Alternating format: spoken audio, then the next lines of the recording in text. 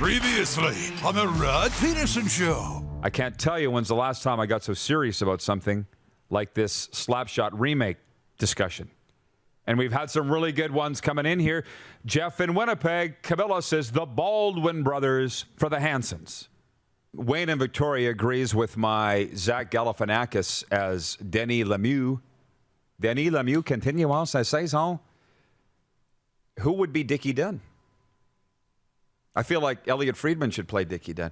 But I think that Billy Bob Thornton is a slam dunk as Reg Dunlop, because this is a very, very important role. This would be the role that might define Billy Bob Thornton's career. It's the role. It's the role. And I will go along with Billy Bob Thornton as Reg Dunlop. That's how big of a fan I am of his. How about that? And of Reg Dunlop's, and nobody has come close to anybody else. Somebody mentioned Steve Carell. Steve Carell maybe is Jim Carr. I like it. Yeah. I like it. He could be Jim Carr. That works for me. No. The guy whose idea this was in the first place, Robin Wildey, he's watching in PA. He says Liam Neeson as Joe McGrath. Liam Neeson's way too cool to play Joe McGrath. Way too cool. Somebody mentioned. Hey! John in Winnipeg. John Danny DeVito. Yeah. As Joe McGrath. Yeah. Slam dunk. Perfect. Oh, how about that? Get ready for the Rod Pedersen Show.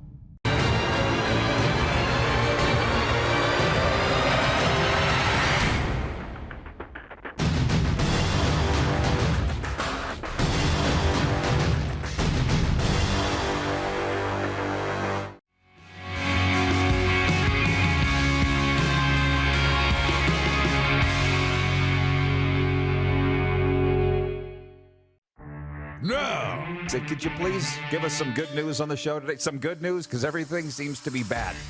And I said, I was kind of thinking the same thing, but here's what I came up with for good news. Are you ready? We don't get into politics here on the RP show.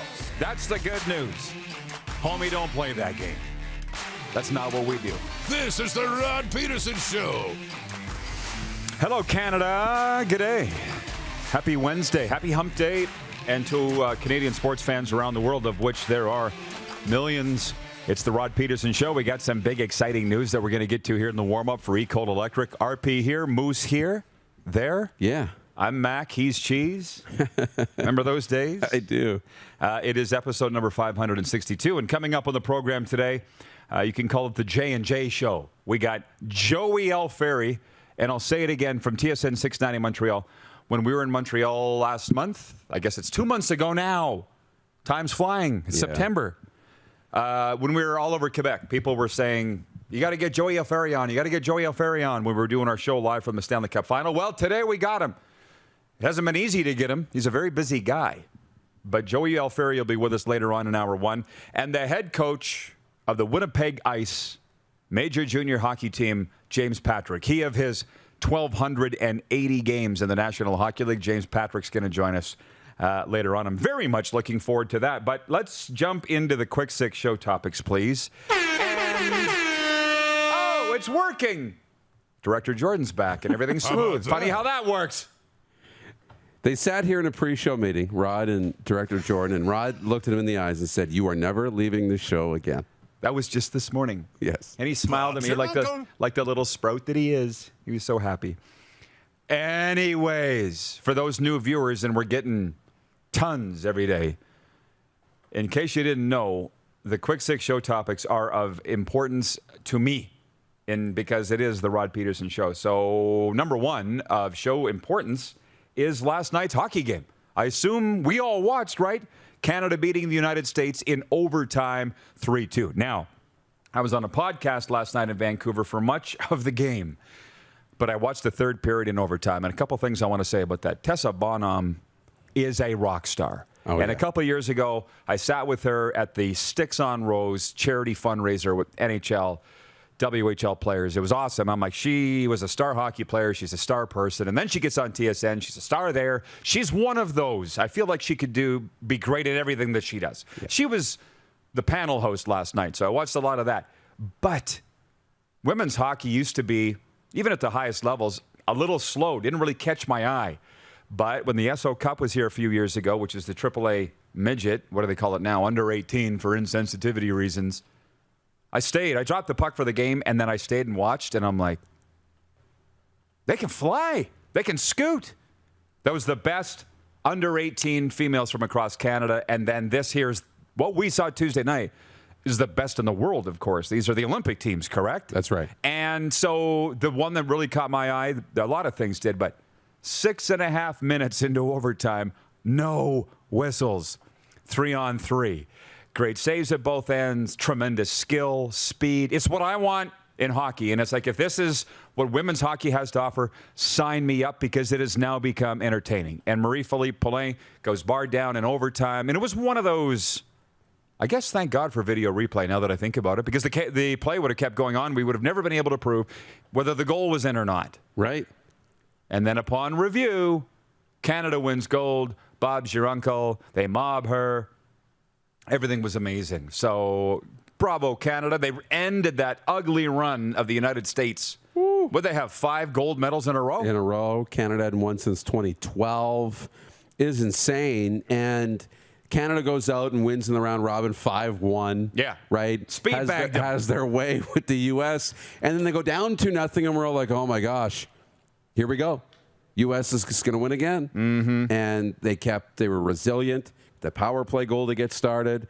And they were flying. They were really flying. They were flying, exactly. And there's a ton of skill out there. It was a really great game to watch. Everybody was raving about it. So I just want to say, and my niece, Sido, who is a freshman at Mercyhurst University in Erie, Pennsylvania, I talked to her dad during the game, and I said, do you think Sid will ever play for Team Canada? And we had a little discussion about that last night while we were watching women's hockey, and it was just big fun. So congratulations, Canada. And I will also say this. What would you rather have, a World Women's Championship gold medal or an Olympic gold medal? Don't answer that, because we all know the answer. The job's not done. That's right. So just keep pounding, as Riverboat Ron Rivera likes to say. A lot of time spent on women's hockey, so there you go. The warm-up, by the way, is brought to you by Ecole Electric. Come check out our new Regina Data and Lighting Center, Ecole Electric. Let's get to work. Number 2, the Edmonton Elks cut offensive lineman Jacob Ruby due to, I wrote, vaccination falsification. So I don't know what's going on in Edmonton. I feel like it's like, I don't want to know what's going on up there, because it just looks really bad with that football team. And for those that don't know, he was released, Jacob Ruby, offensive lineman. This pertains to everybody. You don't just have to be a CFL fan. And they announced via Twitter that he broke COVID protocol or something along those lines. For COVID reasons, Jacob Ruby's out.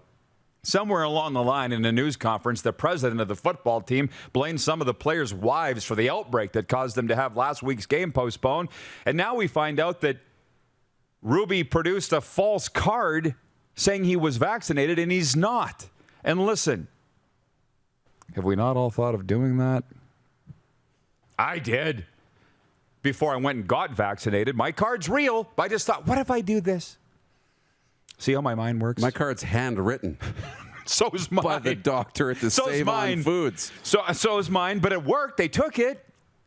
Because that's the whole thing. Because we were talking about going to Nova Scotia for the the Maritimes Football League game, right? Mm-hmm. And we thought, well, we're not vaccinated yet, but what if we just made up these cards and said that we were? And I'm like, listen, you can't be put in jail for thinking. Right. Or I'd have been jailed long ago, okay? So I thought about it. But then I thought, do I really want to be caught falsifying a government document? Don't think so. It's okay at 17 when it's a fake ID trying to get into the double deuce in Saskatoon. I already did that. Wait, don't. I think the statute of limitations is out on what happens in the Torquay Motor Hotel, okay? Yeah. So, to clarify, I wanted to go back to Dave Naylor's tweet. Okay, what did he say? So he said he wanted to clarify that Ruby did not falsify documents, even though that was what originally came out. He said, clarification on Jacob Ruby's release by the Elks. Ruby did repeatedly misrepresent to the team that he was vaccinated. The club did not demand proof until recently. He could not provide it, but he did not falsify documents, and he wanted to apologize that his sources were wrong in that one. Woo. But he did misrepresent. The team kind of thought he was vaccinated.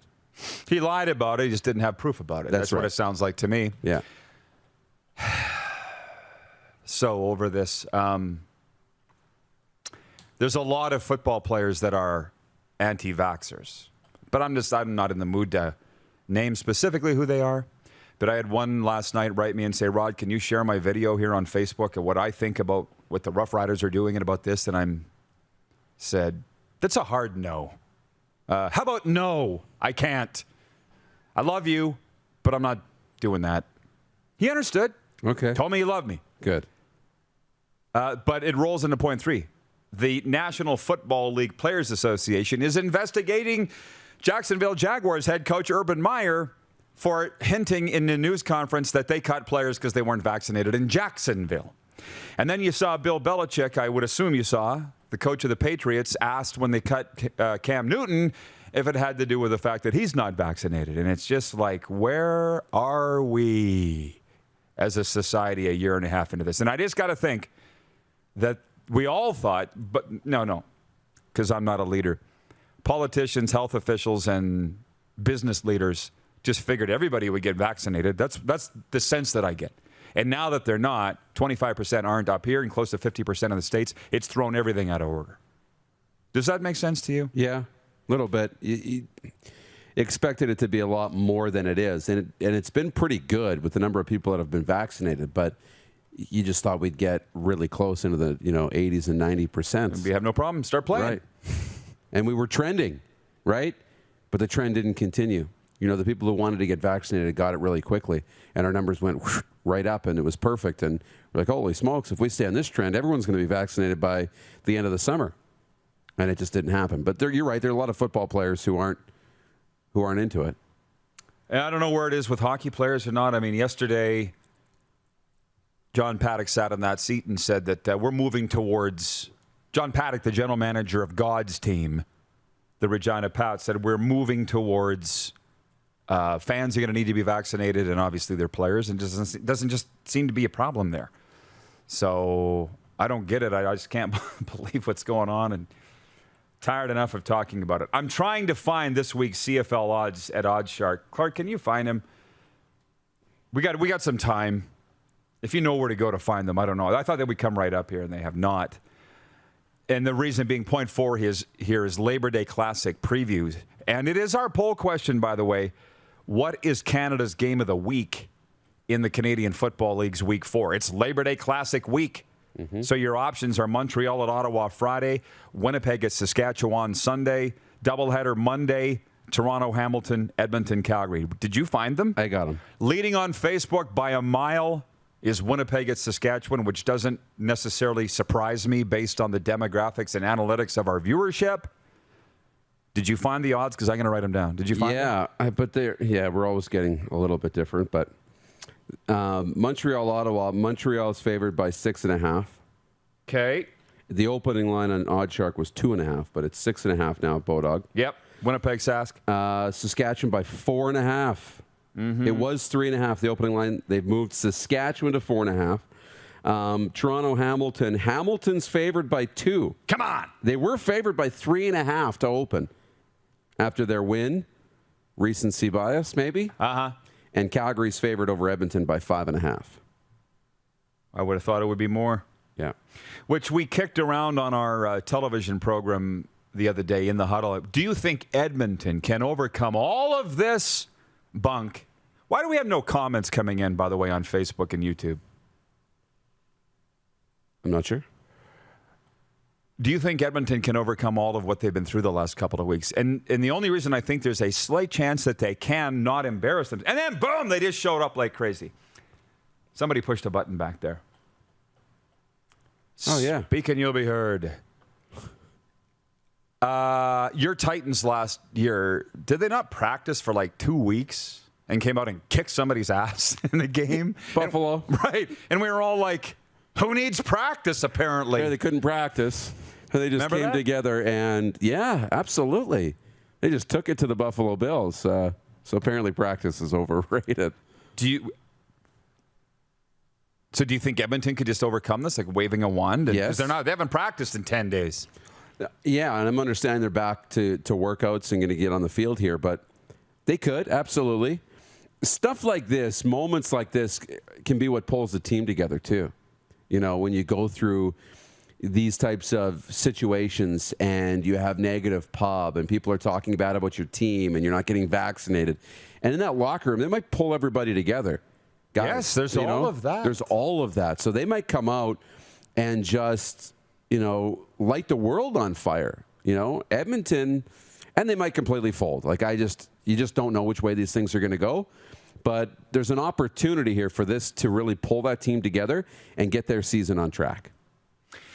Some great games. Now that we have all the viewers' comments coming in, a flip was clearly not switched. My man Gary Chop Bresh from the Regina Rams alumni writing in and says, who are some hot cuts from the NFL who could wind up in the CFL? And it's interesting. Jeff, the Stamps fan, answering that, saying Nate Hawley, Markin Michelle, Trey Roberson could all be heading back to the CFL. I think we've closed the book on Cam Newton ever doing that, although I noticed the polls yesterday. Houston's leading for the services of one Cameron Newton. And I'll tell you what, you showed me the video of Colin Cowherd yesterday where he said that Cam Newton was deemed too immature and not responsible enough by the Patriots.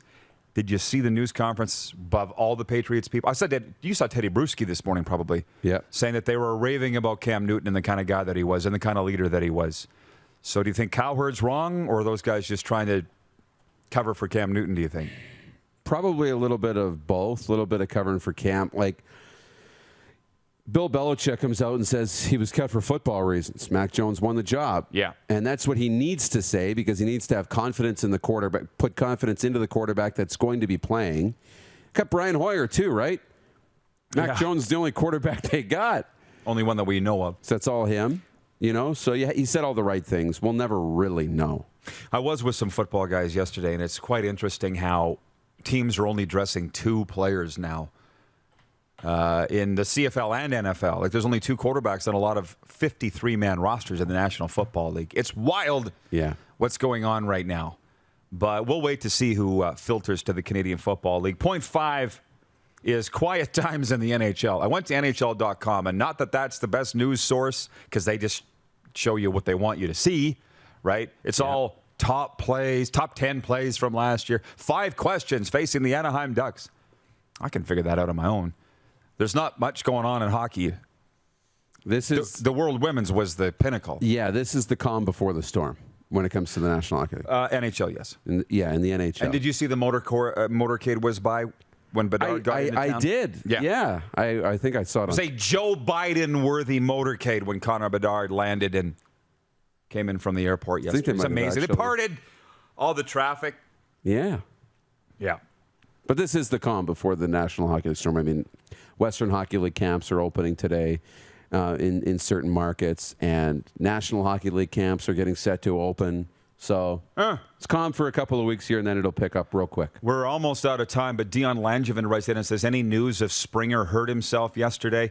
No, but do you see George Springer got pulled from the game? Blue Jays lost to the worst team in baseball last night. I was hoping that we could avoid that, to the Baltimore Orioles, and they pulled him at third, put in a pinch runner, and he didn't want to come out.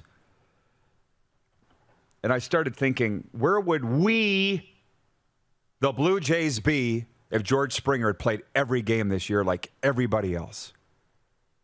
Because he's won games on his own for the Blue Jays this year. Clearly he's won games on his own for Houston. I'm not sure I want to talk about that today, or right now. Maybe Joey Alfieri might have thoughts on that coming up next. But to close the warm-up, we've got a brand new sponsor here, and we're all excited about it. This just came down this morning. The first hour is presented by the World Rugby Sevens, the ultimate all-day party taking place in Edmonton, September 25th and 26th. 2 8-hour days featuring teams from across the globe in action-packed Rugby Sevens matchups. The party continues in the stands with incredible costumes and unforgettable memories. Trust us, you've never seen a party like this. Purchase your tickets today at Canada7s.com. I've heard about this. I've heard about what goes on at these Rugby Sevens games. And now Edmonton, Western Canada, you're going to have a chance to see for yourself. They present the first hour of the RP show, the World Rugby Sevens, coming to the City of Champions. So welcome aboard. Joey Alfieri coming up next. You're watching the RP show on the Game Plus TV network, YouTube and Facebook Live, and 24-hour sports radio at rodpeterson.com. Head to youtube.com/The Rod Peterson Show now. You gotta subscribe. Click the subscribe button for all the content you may have missed.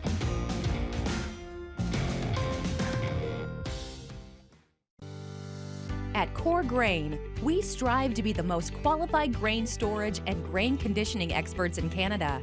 Visit us today at coregrain.ca. Core Grain, doing the right thing for your farm. Prairie Mobile is your SaskTel authorized dealer. Whether you're looking for talk, text, or data, shared, unlimited, or business plans, Prairie Mobile will help you find the SaskTel wireless plan that's right for you. Visit us online at prairiemobile.com.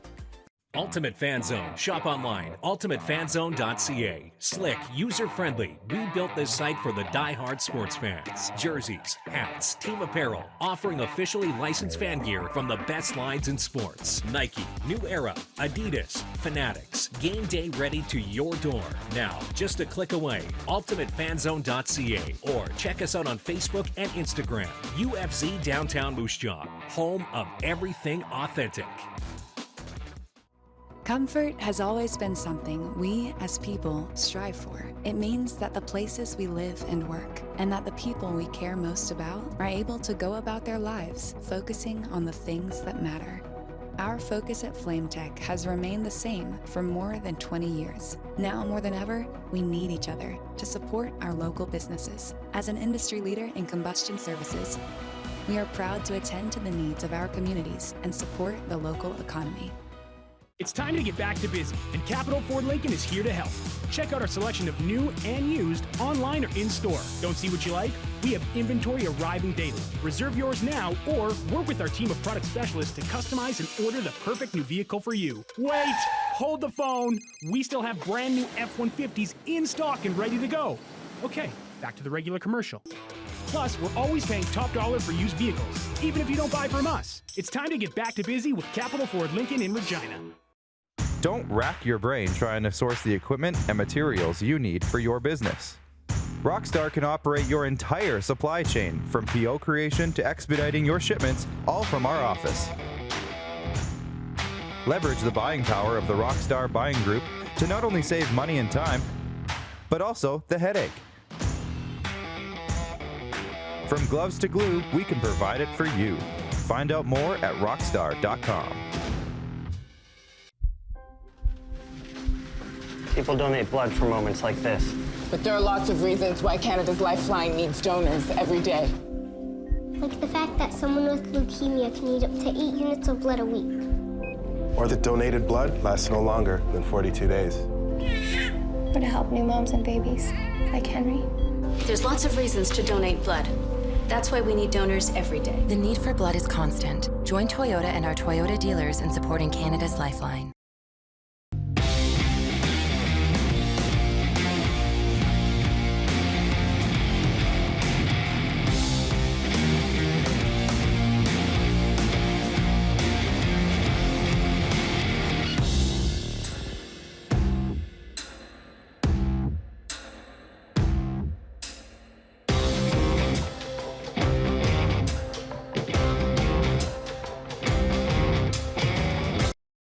Hey, honey, can you get one of the kids to show me how this Twitter thing works? Honey, I need to get on Instagram.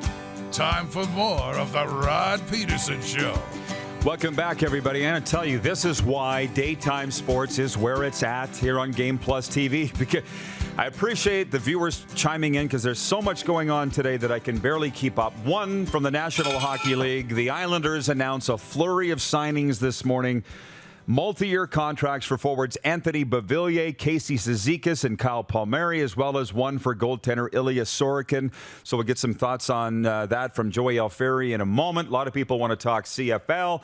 Chris in Toronto, actually Grand City, Ontario, says, apparently the cheapest seats for Monday's Ticats Argos game in the Hammer are listed at $130 each. Talk about trying to make hay while the sun's shining. George Carter in Montreal says, what the heck is going on with my beloved Alouettes? VA, come on, man. Any thoughts, guys? And John Kirby in Edmonton tells us the Edmonton Elks have expanded Jamie Elizondo's staff, adding Terry Eisler and Will Arndt. Let's remember they fired their special teams coach coming out of their last game. So that is a lot of news coming down just this morning or afternoon, which is what it is where Joey Alfieri resides in Montreal, Quebec. Joey, I got to start here if you don't mind. As you know, we were in your town in July, or was it June? And I was saying to everybody, who should we get on? Who should we get on? Everybody said Joey Alfieri. Everybody. Rick Moffat said that. Knuckles said that. The guy on the corner said that. You're very popular out there, Joey. How'd you make that happen?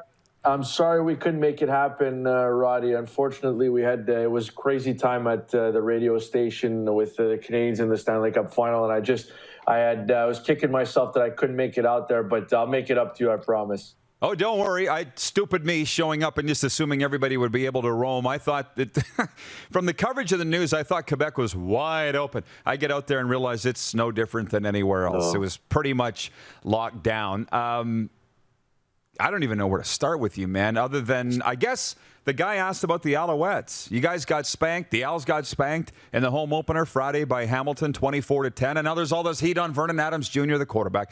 What's going on with the Owls leading into Friday's game at Ottawa? Yeah, well, I went to practice yesterday, and he threw another interception deep in the end zone. So I'm not sure what that means for this game coming up on Friday. But I feel like, if you go back and you watch week 1 or week 2, rather, what they did in game 1 against Edmonton, they were able to stretch the field, big passing plays. They were able to get William Stanback going. And you kind of look at the last couple of games, and the Calgary secondary, they limited the amount of big plays the Owls were able to complete. And, it looked like the Owls were in business, but the Vernon Adams interception in the second quarter changed things. And then they couldn't get the intermediate passing game going. And I think that's the biggest problem is that, you look at what Hamilton did on Friday to come in here and win.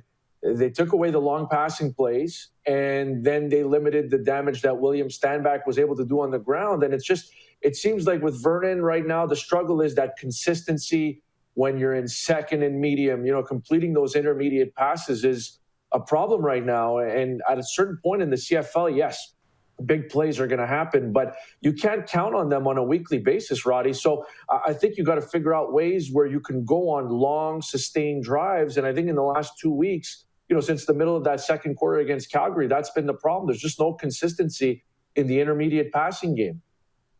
Well, how closely are you watching the Ottawa Red Blacks? That's the matchup this week. Montreal at Ottawa. Head coach Paul LaPolice has said Ottawa, his offense is unacceptable. So there's heat on two offenses going into Friday's game. One's got a crack. Or we have a disgustingly low-scoring, ugly game. What do you think is going to happen at TD Place Stadium? Yeah, I hope it's not going to be 9-6. I'm thinking of making the drive up on Friday, so I'd like to be thoroughly entertained by both sides. But look, I think it's going to be an interesting challenge because, from the Montreal perspective anyway, you cannot go into the following week 1-3.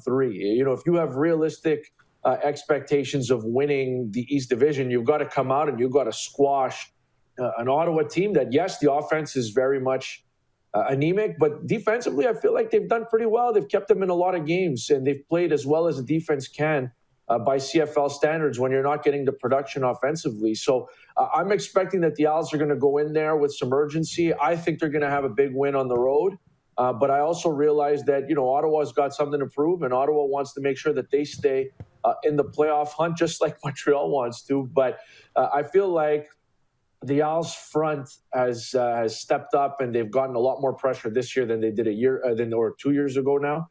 So I think that they're going to make life difficult for whoever's at quarterback, whatever Ottawa wants to roll with on Friday night. But I think Montreal is going to come away with a win. But again, there's a lot of things that they've got to clean up. I thought the penalty-wise, they were a lot better in the Hamilton game than they were in the first 2 weeks, but you got to keep that in check. And they got to find a way. That's another thing I saw at practice yesterday. They got to find a way to kind of rebuild William Stanback's confidence catching passes out of the backfield, because he had another drop at practice yesterday, and I think he's up to 4 on the season. And, he's a guy that when he does get the ball in his hands, he can run around you, he can run through you. And it's not just running between the tackles. It's an important part of the game. And I just wonder if they don't clean that up. If he doesn't clean up the drops, do they get Cameron Artis-Payne, the former Carolina Panthers running back, in there sooner rather than later? So I like Stanback. I think outside of last Friday, he's had a pretty good season to date. But they've got to find a way to get this ball moving, and they've got to find a way in a hurry. I saw the Angus Reid poll that said the NFL is more popular in Quebec than the CFL and into the Maritimes. So you and I have had this discussion before. A lot of your buddies are into the fantasy thing, of course. So let's just talk about that for a moment. Cam Newton being released. Were you shocked by that they wouldn't keep him around as a backup given his low price tag? And where do you think he ends up, Joey?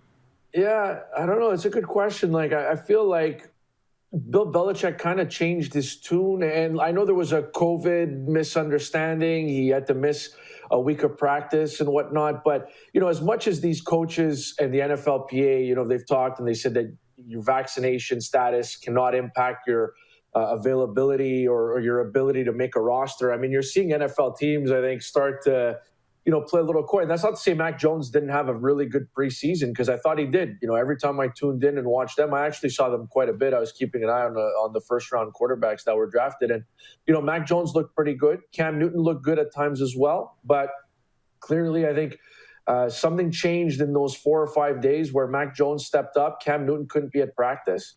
And that's where we are. And look, I'm a little bit, if you would have told me at the beginning of the season or the beginning of training camp that they would have gone with a rookie quarterback, I don't know that I would have believed you. Now, where does Cam end up? I don't know. But I think it says a lot about the training camp that Mac Jones did have out there. He looked pretty solid. But I don't know. I think the betting, I saw that Dallas was at plus 400, and there's been talk that Dak might not be at 100% all year. And I don't like what the alternatives are. No offense to Ben DiNucci and Cooper Rush or whoever else they have out there in Dallas, but they could sure use him. I mean, if he's willing to come in and be a backup at this point, I think that Dallas could be a real intriguing fit. Oh, well, we'd take him. But, I mean, if Dakota doesn't stay, we talked about this yesterday. Cowboys got a lot of problems. I can't even see them winning the division, let alone challenging for the Super Bowl. By the way, some of those cuts yesterday, Baltimore released quarterback Trace McSorley. He used to be on the Ryder neg list, leaving Tyler Huntley as the backup to Lamar Jackson. Panthers going with Sam Darnold and P.J. Walker as their quarterbacks for now. P.J. was the MVP of the XFL, as you know. Falcons kept backup quarterbacks Josh Rosen and Philippe Franks. Rosen, a former first-round pick by Arizona, survived the cuts 1 week after signing with Atlanta. DG in Saskatoon writes in, says, "Morning, guys. Congrats to the 7 Canadian rookies that cracked NFL rosters. Canada's team is clearly the LA Chargers with 4 Canadians, Tavon Campbell, Christian Covington, Josh Palmer, and Amen Ogbongbemiga, as well as honorary Canadian Ty Long." That's from DG in Saskatoon. Dan Ukrainitz watching says, "Joey, have you seen that there was a linebacker in NFL camps for the last 2 years named Joey Alfieri? Yeah. And have you tried recruiting him to play in Montreal? Make it happen. Is this your long-lost twin? What's the deal, Joey?" No, you know what's funny? I think he blocked me on Twitter. Yeah, I'm not sure why. I know that there were some people that were kind of confusing us, and some people would write to me looking for him. Oh, no, we lost him. So if he's watching this, maybe you want to unblock me. I'd love to get you on the radio, man. We got a great name. Sorry, yeah, I got you. I thought we lost you. Yeah, I get it why he blocked you. Yeah, I get it. Through no fault of yours, Joey. So there's your answer, Dan. We're trying to make it happen. And I cannot, well, there's a few questions here. From Ryan H. on YouTube, who is Joey's favorite CF Montreal opponent to call games against? That's the MLS team. Yeah, who is it? Yeah. I mean, we just had Toronto FC come in here, and so I like I like when Toronto FC comes in here and loses. That's always a nice look, and that's exactly what they did last Friday night. But I do like Toronto FC. I'm not a fan or anything like that. I don't get caught up in these Montrealers who hate Toronto. I enjoy Toronto. I enjoy the city of Toronto. I enjoy Toronto sports. So I really do like the feel in town when Toronto FC comes in here, and they've brought, they've allowed me to watch a lot of quality soccer players, guys like Jovinko, guys like Pozuelo, guys like Altidore and Bradley, and the list goes on and on. So I really enjoy when Toronto FC comes into Montreal. I didn't know that we were allowed in 2021 to talk noise against the opponent. Good for you, by the way, for doing that, Joey. And I got to get your take on the Jesperi Kotkaniemi Offer-Sheet. The more I think about it, as one of your good colleagues, and I won't say whom, refers to him as licorice legs. This is win-win for Montreal. I would think you get a first and third back if he signs that offer sheet and everything, and he goes to Carolina for a year. Unless I've completely misread it. What do you think happens? Yeah, I think I'd match unless I could take those draft picks and turn them into something else, and I can upgrade myself right now down the middle. I know people are kind of caught up in, wow, he's not worth $6.1 million right now, and he's not. These people who say that, they're 100% right. But I think you're trying to project ahead, and that's the difficult part, is that you've seen some good from him, you've seen some bad from him, but you don't know what you're going to get long-term from this player. I just think, again, you can't really get caught up in the fact that he was a third overall pick, but he was a third overall pick. And he just turned 21 years old, I think, in July, and he's had some big moments in the playoffs. That game-to-game consistency during the regular season has been an issue, but these young centermen who have shown, these flashes of upside, who are 6'2", 200 pounds, at that age, they don't grow on trees. So I get it. It's not convenient that the Canadians have to deal with this at this point of the offseason, just because they've taken care of all their business. But to me, I mean, the Hurricanes they knocked this out of the park. Like, I think this is the way offer sheets need to be executed, and they need to be done. Because I know, here it was all, at first on Saturday, it was all a question of, oh, hey, you know what, let Kotkaniemi walk, and then go out there and sign Elias Pedersen to an offer sheet. Just the teams who have these high-end, can't-miss players are not going to let them walk via an offer sheet. You have to target the type of player that Carolina targeted, a guy who's got a ton of untapped potential, a guy who can still develop into something very solid, but who just isn't there yet. Somebody that you believe in, you've got to identify, overpay, and try to bring him into the building.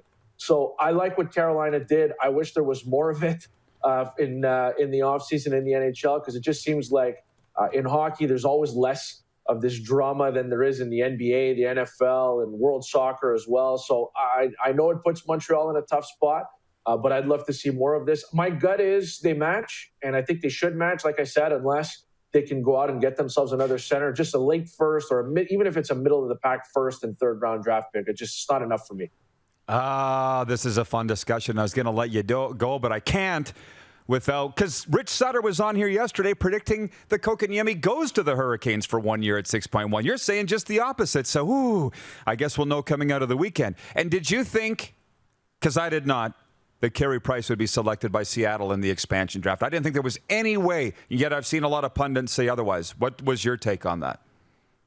Yeah, I would have been surprised had he been selected. And it's easy to say now, but we were talking about this on the radio up here in Montreal. And I think, given the age, the injury history, the need for surgery, and I mean, let's be honest here, like, he's been unbelievable in the bubble 2 years ago and in the playoffs this year. But during the regular season, he's kind of had his ups and downs. And I mean, I didn't anticipate. I thought that Seattle was trying to maybe bluff their way into some type of compensation, for not touching Carey Price, because the Canadians and their management here, they feel very strongly, of course, that he's still an elite goaltender and that he's a big part of what they do in their locker room and on and off the ice as well, and from a leadership standpoint. So I would have been shocked had they gone down that road. There was already talk that they had signed Driedger to a multi-year deal. So to lock in Driedger and then to lock in Carey Price and spend, $14, $15 million a year on your cap on that situation where you didn't have to do it. I would have been stunned had they taken him. But of course, when he's left exposed, then it's a great talking point for, the better part of 3, 4, 5 days. So I didn't think it was going to happen.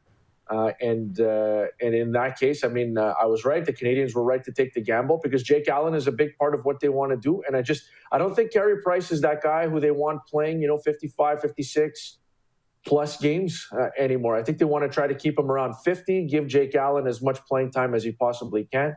And I still think, even with the injury coming to Price, I think he's going to be available to the start of the year. And I personally like what Montreal has in goal more than what Toronto has in net. Shots fired, Clark. There you go, Clark. Spicy. How about that? Hey, Joey, you are one cool cucumber. Concombre, as they say in Quebec. Thanks for the visit. All the CFL questions are coming in now. We covered that at the start, guys. We'll cover that when we come back after the break. Enjoy the game this weekend. Happy Labor Day weekend, bud, and keep in touch. Thanks, buddy. Same to you. Joey Alfieri joining us from TSN 690 Montreal Radio. He's very popular in Quebec. I found that out when we were doing live shows there earlier this summer. We'll be back with the sports update, and y'all want to talk CFL, and there's news with the Packers. The Packers and the Saints, how Hurricane Ida has affected those two NFL teams. We'll talk about all that when we come back. You're watching the RP Show on the Game Plus TV network, live streaming on YouTube and Facebook, and 24-hour sports radio at rodpeterson.com. Have you subscribed to the Rod Peterson Show YouTube channel yet? Head to youtube.com/The Rod Peterson Show now.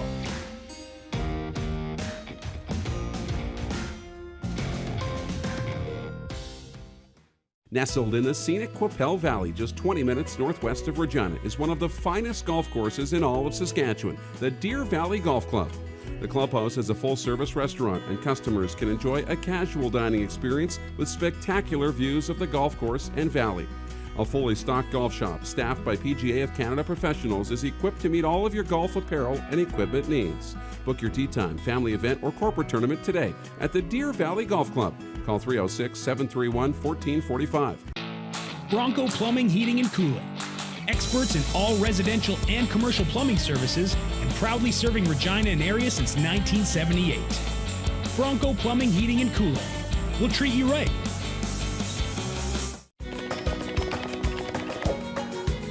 Direct West has been the bridge for me from not dealing with social media or digital presence to having a presence. You have to take the leap of faith, so to say, and I'm glad we have. Direct West has helped us out immensely to get our presence online as far as digitally and also with the social media page.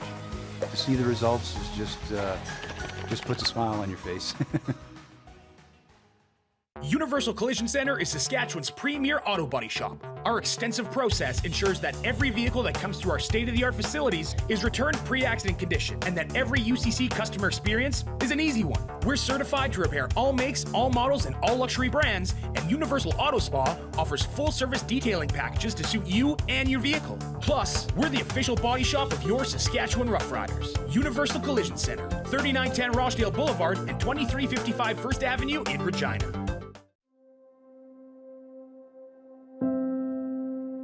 Some of the challenges we face with the CT technology that we have today is some of the deficiencies in around integration with some of our other systems. The addition of 2 new 4D simulators within the programming of the Saskatchewan Cancer Agency is going to have significant impact on the care we provide to the people of Saskatchewan. Does this look familiar? Your fans deserve an incredible arena experience. It's time for an upgrade. Stunning graphics.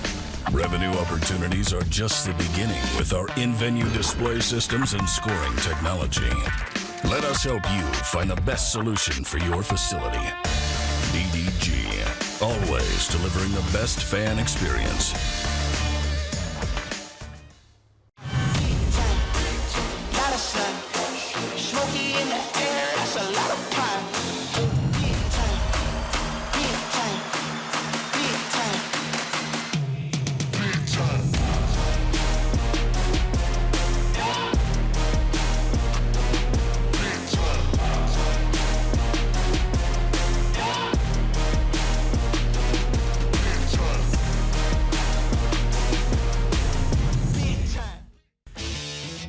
squad? Now you can join the team with your very own RP Show gear. Head to rodpetersonshop.com and get yours today while supplies last. It's just like we wear on the show. Official RP Show gear at rodpetersonshop.com. Did you know you can catch all the best moments from the show on all our social media platforms? Now, back to the studio with Rob. Welcome back, everybody, and the Moose is back. How are you doing? I'm doing surprisingly well. Given everything that's been dropped in your lap? Putting out fires. That's okay. Clark and I were just talking about that. Somebody who will remain nameless. What was it, like 10 days ago? I said, deal with Darren, deal with Darren, deal with Darren, because they always come to me, right? I don't know why. They always come to me as the front guy. Deal with Darren and deal with Darren. And then the fits hitting the shan. He hadn't been dealing with you. He kept sending me information. I said, I told you to deal with Darren. How about that? It's all good. Oh, you're getting it all. Oh, getting it all. Yeah. We'll make it work. Yeah, we're going to make it work. Yeah, you'll all find out down the line. By the way, I see a lot of people have missed the start of the show because they're writing in with questions that we already discussed ages ago. It was so 30 minutes ago. But one thing that you might have missed is that we have a brand new sponsor today. The first hour is presented by World Rugby Sevens, the ultimate all-day party taking place in Edmonton, September 25th and 26th. 2 8-hour days featuring teams from across the globe in action-packed Rugby Sevens matchups. The party continues in the stands with incredible costumes and unforgettable memories. Trust us, you've never seen a party like this. Purchase your tickets today at canadasevens.com. And on that vein, I'm not sure if I'm going to be able to get to a sports update here because it's just jarred my mind. You know Cameron Hughes, the world's first professional fan. If you read his book, King of Cheer, which I have, he's the guy, you've seen him at the games you're at. He's the guy going crazy, ripping off shirts, ripping off T-shirts, jerseys, and everything. He's got an in-house residency with the Vegas Golden Knights. He said of all the things he's done, rugby is the wildest. Really? And they fly him, where did he, like into Australia or New Zealand or something? New Zealand? Yeah, and he says it's the most fun thing. He looks forward to it every year. So Edmonton, that's what you've got coming end of September. I got hooked on the Rugby Sevens at the Olympics. Yeah? And the games go zing, zing, zing, zing, and they're really easy to figure out. Not a lot of, I mean, there's rules, but there's not a lot. Pretty simple game to figure out. And man, is it tough and exciting. I've never been to one live. I can't imagine. That'd be great. So if you're in the Edmonton area. If you are in the Edmonton area and you support this show and want to support our sponsors, they just started today, and we can't thank them enough, World Rugby Sevens. So other breaking news today. Rough Riders quarterback Cody Fajardo was named the CFL's top performer for the month of August today.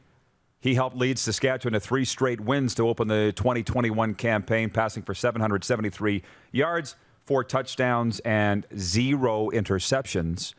When I say he's the best player in the CFL, I can back it up. Riders, even if he had 12 interceptions and no touchdowns, I'd say he was the best player in the CFL, but that's not the case. I know. Riders defensive lineman Jonathan Woodard was the second leading performer, having registered a league-best 5 sacks and 5 tackles. And quarterback Michael Riley of the BC Lions is the number 3 performer. Meanwhile, the NFL announcing this morning that the Saints will host the Green Bay Packers in Jacksonville on September 12th after being displaced by Hurricane Ida. That is the home opener for the New Orleans Saints, who have been practicing in Arlington, Texas all week due to Hurricane Ida in Louisiana. You think you got problems? Imagine that. Oh, I know. But how about that for the city of Jacksonville? You get to watch a real football team. But I'm kidding. I joke. The Seattle Seahawks have claimed offensive lineman Dakota Shepley after being cut by the San Francisco 49ers. Friend of this show, and if he had more time, because we get all the time in the world, I'd love to get Dakota Shepley on. Because remember, last time he was on, he was acting, he was starting a podcast, which I knew would be very popular. He's been in movies, right? What was the big Deadpool. movie he was in? Deadpool, right. Yeah. He's from Windsor, Ontario, played for the UBC Thunderbirds, and then the New York Jets, then the Saskatchewan Roughriders, then the 49ers, and now Seattle, and I just love that guy. He's another guy like Tessa Bonholm that could just do whatever he wants to do. Oh, man. He just has star written all over him, hey? Yes, he does. Yeah, and I feel for him that he's not in Southern California because San Francisco and his Instagram looked amazing. I know he'll love Seattle, too. That's a lot closer to where he's more comfortable, but yeah. Whoa! What? Did you put this up here trying to upset me, Clark? The Rochester Nighthawks of the National Lacrosse League. We got more breaking news today. This is the exact wording of the tweet. This is going to upset you, too. Posting this gives us a big rush because we're swarming with excitement. Welcome to the Rock, Evan Kirk. Make him work? Spicy. Evan Kirk, make him work. Probably the biggest reason why I go to Saskatchewan Rush games is their goalie, because he comes out and body checks guys out of the net against the boards, and now he's signed with the Rochester Nighthawks. What the hell is this? Whoa. I'll never forget the guy sitting behind me. They always say, Evan Kirk, and then the announcer, the whole crowd goes, make him work. All 15,000 people. It's great. Guy behind me yells, make him twerk. Then I think of him twerking, and I puke in my mouth. Hyun-Jin Ryu was cruising. He'd retired 15 batters in a row and enjoyed a no-hitter through 5 2/3 innings before crumbling in the 6th as the Blue Jays fell to the lowly Baltimore Orioles 4-2 last night. They're going to wrap up the series tonight at Rogers Center. And Red Sox star shortstop Xander Bogaerts has tested positive for COVID-19, was pulled from an 8-5 loss at Tampa Bay. He hit an RBI single in the first inning, but left before the start of the bottom of the second. It was the latest virus setback for the Red Sox, who have a 4.5-game lead on the Jays for the final AL wildcard spot. Is Joey Cora still the manager of the Red Sox? Or Alex Cora, sorry. Is he still the skipper? Whoever the manager is last night, he waved him off the diamond. I don't know if you saw that or not. He was like, get off. Like it was Pee-wee baseball. And he was like, what? It's still happening. It's not just the CFL. This sports update for the Tab Brewhouse and Drive-Thru Liquor Store for Ballers Rec Room, Saskatchewan's newest entertainment destination, home of the 4-hour Rough Riders tailgate party. Don't miss their Labor Day Classic tailgate party this Sunday. And for Red Bull Canada, Red Bull gives you wings.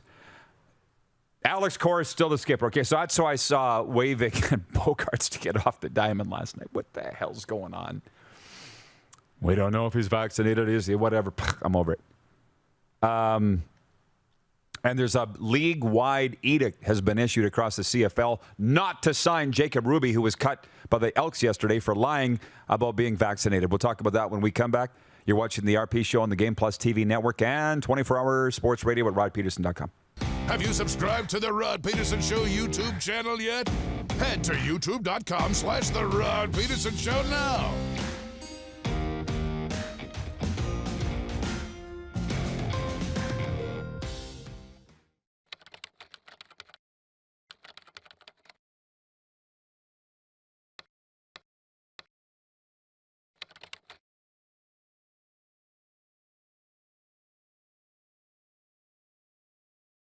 Prairie Mobile is your SaskTel authorized dealer. Whether you're looking for talk, text, or data, shared, unlimited, or business plans, Prairie Mobile will help you find the SaskTel wireless plan that's right for you. Visit us online at prairiemobile.com.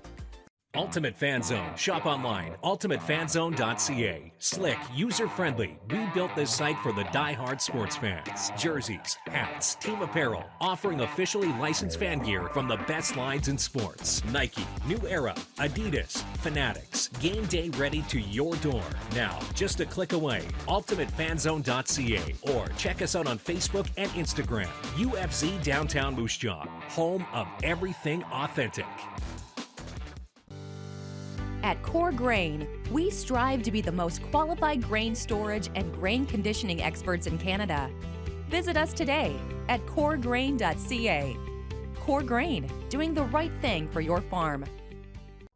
Comfort has always been something we as people strive for. It means that the places we live and work, and that the people we care most about, are able to go about their lives focusing on the things that matter.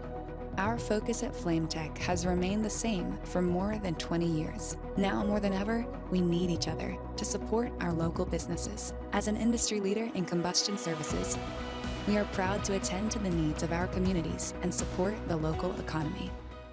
It's time to get back to busy, and Capital GMC is here to help. Check out our selection of new and certified pre-owned, online or in-store. Don't see what you like? We have inventory arriving daily.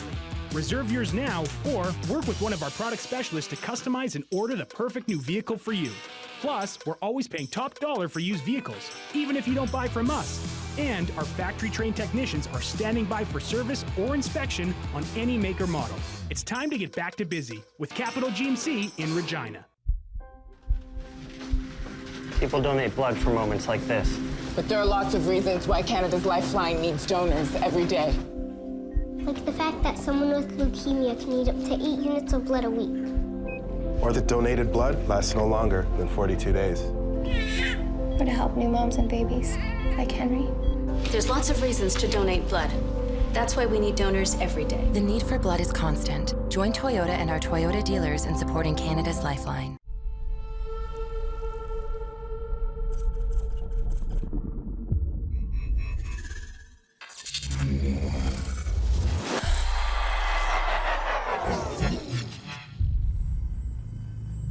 Here's how your business can be a part of Canada's fastest growing sports talk show.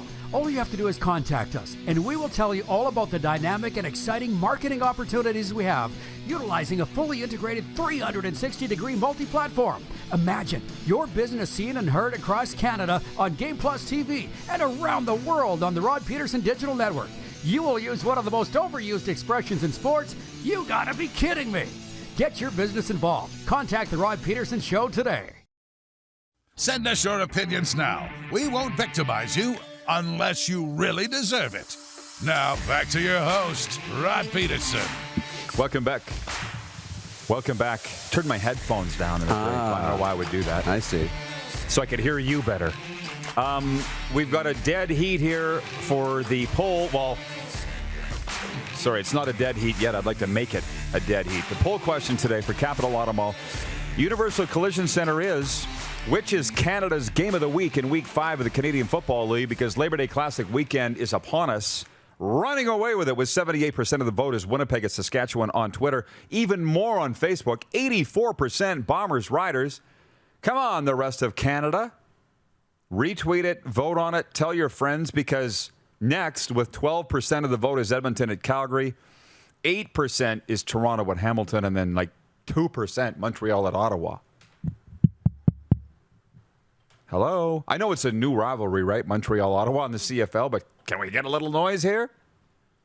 Like, come on. Unless the Saskatchewan-Winnipeg game is so, because that is a delicious, tantalizing matchup, by the way. And we don't have a ton of time in this segment because I guess I went too long last segment. We got a lot of time in hour 2 to kick it around in the opening segment. These CFL games, we got the odds. We've got a brand new betting partner that we're not going to announce till when? Friday? That's right. Very excited to announce that on Friday with a very special guest to help us. Swinging with the big boys. Where's this Ryan Friesen? This guy's just like a troll. So what do you call him, a troll? He's watching on YouTube. He is a troll. He says, how many games, where is this about the Stamps? When are they going to finally play a road game? They were just in Winnipeg on Sunday night, bro. Like, if you're going to troll, know your stuff. Don't you think? If you're going to talk noise, you're just sitting there nodding. I'm reading them, too, because there's more. They're cannibalizing each other in the comments section. I love it. We'll talk about all of this coming up in hour 2. It's going to be a lot of fun. Rugby World 7 says sponsored hour 1, hour 2 coming up here on Game Plus TV. Head to youtube.com/The Rod Pedersen Show now. You gotta subscribe. Click the subscribe button for all the content you may have missed.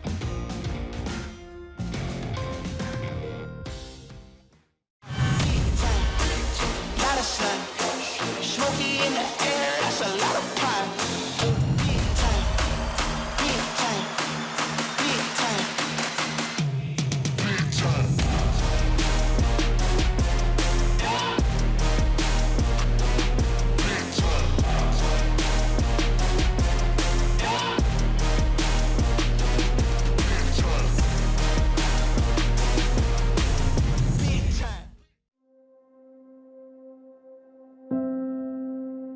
Some of the challenges we face with the CT technology that we have today is some of the deficiencies in around integration with some of our other systems. The addition of 2 new 4D simulators within the programming of the Saskatchewan Cancer Agency is going to have significant impact on the care we provide to the people of Saskatchewan. Bronco Plumbing, Heating and Cooling. Experts in all residential and commercial plumbing services and proudly serving Regina and area since 1978. Bronco Plumbing, Heating and Cooling. We'll treat you right. Rockstar Supply Chain Solutions is Saskatchewan's only full-service supply chain company. Strategic sourcing, PO creation, and order expediting, VMI and vending solutions, and free delivery are just a few of the supply chain services we provide. If your company needs it, Rockstar Supply Chain Solutions can get it for you. Price, quality, service, Rockstar Supply Chain Solution is helping Saskatchewan companies buy better. Nestled in the scenic Qu'Appelle Valley, just 20 minutes northwest of Regina, is one of the finest golf courses in all of Saskatchewan, the Deer Valley Golf Club. The clubhouse has a full-service restaurant, and customers can enjoy a casual dining experience with spectacular views of the golf course and valley. A fully stocked golf shop, staffed by PGA of Canada professionals, is equipped to meet all of your golf apparel and equipment needs. Book your tee time, family event, or corporate tournament today at the Deer Valley Golf Club.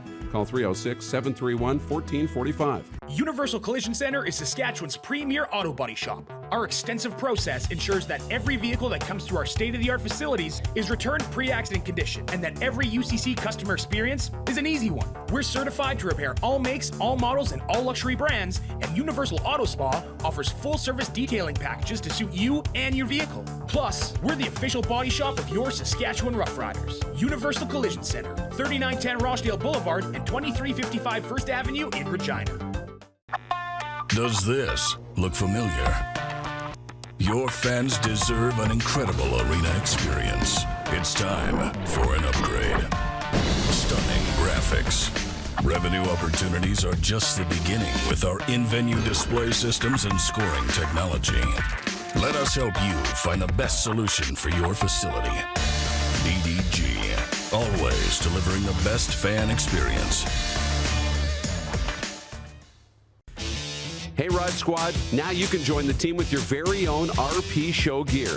Head to rodpetersonshop.com and get yours today while supplies last. It's just like we wear on the show, official RP Show gear at rodpetersonshop.com.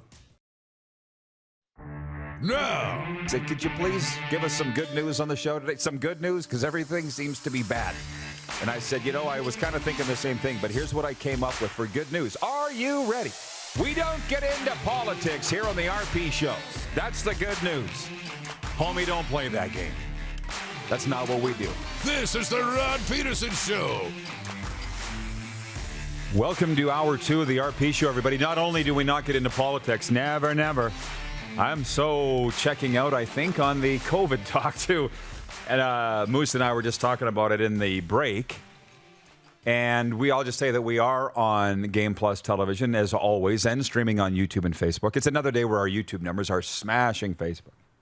YouTube's the way to go, they say. Yeah. Go west, young man. Go to YouTube, young man.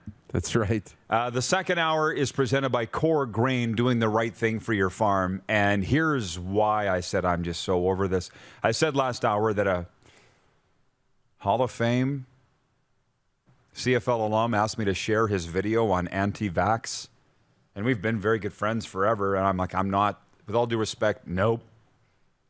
I'm trying not to tell anybody what to do or anything like that, get anybody in trouble. I'm so staying out of it. And then today, David William Naylor from TSN, our good friend, retracted. I mean, you're on top of this more than me, but I think he retracted a report.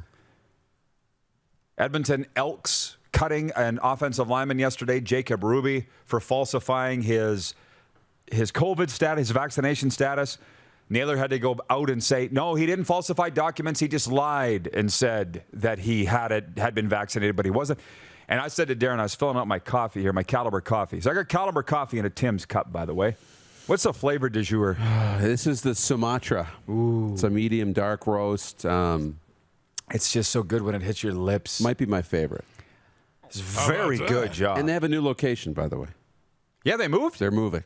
Yeah. Where? Still in the warehouse district, but their site, I think it's calibercoffee.ca. You can still order online. Get your coffee. So these people are writing in regarding, I see David Asplin in Winnipeg says, yeah, no CFL team can sign him. There's an edict now that's come down from the league. Nobody touched this guy, Jacob Ruby. I don't know. There's got to be something illegal in that, isn't there? Colluding or blackballing somebody? I don't know. Maybe not. But I said to Darren, I am so glad that we don't have to sit and cover this on a daily basis, because look at Naylor. He's getting information. He's getting wrong information, right information. He's having to retract it. Again, the fit has hit the shan as far as I'm concerned in the Canadian Football League. It's finger pointing. It's false information out there. My God. I'm just glad I don't have to be a daily beat writer. We can just stand on the sidelines, watch it all, and come here every day and have coffee and talk about it and have nobody tell us what to do. It is the best job in the world. Isn't it? It is really great. We don't have to worry about what the grass looks like, how you actually cut the grass. We can just criticize and comment on what it's going to look like at the end. Mm-hmm. It's the best job. Squirrel. Sorry, my head's all over him. Well, back on that. David Campbell, very good friend of mine, color voice of the Edmonton Elks. He said yesterday, because I went after the Elks for saying why they cut Jacob Ruby. He said, just cut him. Why do you got to light him on fire on his way out of town? Like they've done with what feels like every other player that they've cut. Dave Campbell, I don't think he was specifically speaking to me, but he did say on Twitter, because you read it to me, you want us to say, and the teams to say why they're cut, so when they say why they're cut, now you bitch about that. And I'm like, have a little discretion. Yeah. We cut him because he sucked. Not because he was a bad cultural fit, because he lied about his COVID status. What was the third one that there was another one that they trash-talked a player on his way out of town, specifically Edmonton. Yeah. Did you have a point on that before I move on to what the viewers are saying? No, it's just the more we're hearing about this situation, the more that I'm taking away blame from the Elks organization on it. Oh, really? Yeah, a little bit. I'm swaying a little bit. If he was falsifying and leading them to believe that he was vaccinated, then I'm okay with them kind of saying it. But you do have to, I'm against running the players through the mud on their way out of town. It's like, hey, look at these other guys were better. They won. Not because he was bad, because they were good. That's how I'd rather, deliver the message. But if the league has come out and said no other team's allowed to sign him, then there must be proof. It must be bad. He must have blatantly been lying about it, and there can't be any tolerance for that. Especially because nobody lies in pro sports. Well, I know, but that's like make an example of him because he's the first guy to lie about it. Are you serious? Yeah, like I know this is a little different. Not really. That's why I don't believe anything. I have not believed anything in the media for a long time, but specifically COVID, because I know of one sporting organization, I know this for a fact, that lied about COVID testing. And let me just say, it was not the Western Hockey League. We were the ones that called the games out of the hub center here. It was not that. I'm not going to say the sport. I'm not going to say the league. I'm not going to say the team. But I know for a fact they lied. I'm like, how did they get away with that? Because nobody knew the difference or covered it up. So that's why I'm sorry. And as I've said many times over the years, I've seen presidents, coaches, GMs, players stand at a podium and lie right through their teeth because I know the truth. And I was with that team, and I'm like, he's lying. See that? I'm with you on that. See it all the time. So I don't believe any of this. So to blackball a player, I think it's pretty wrong. But you're saying you think it's okay? Well, not to blackball. Like this is blackballing. Well, I know there's a line, but it must have been bad. I think about the Western Hockey League, and I think about talking to Ron Robinson, and I'm thinking about talking to Stacey Cattell, and I think about talking to the players and the coaches and everything else, and everybody that put in all this work. And they didn't have a single case. It was perfect. It went off without a hitch. We were allowed to go in there. And I keep thinking, like, what if I had COVID and didn't tell them? Or what if because I just wanted to do the game so badly and I needed that paycheck. And I went in and I gave it to you and I gave it to Stacey and then I went to the team. And it shut the whole thing down because of me, right? I would feel pretty bad and I would expect to not be welcome back in. Right? Mm-hmm. So I kind of look at this the same a little bit. if he was lying about it. But at that point, it's just, hey, let him go and just drop the story. John in Winnipeg, John Ohm, he says some people will never stop lying. It's built into their DNA. Okay, so let's just let them away with it.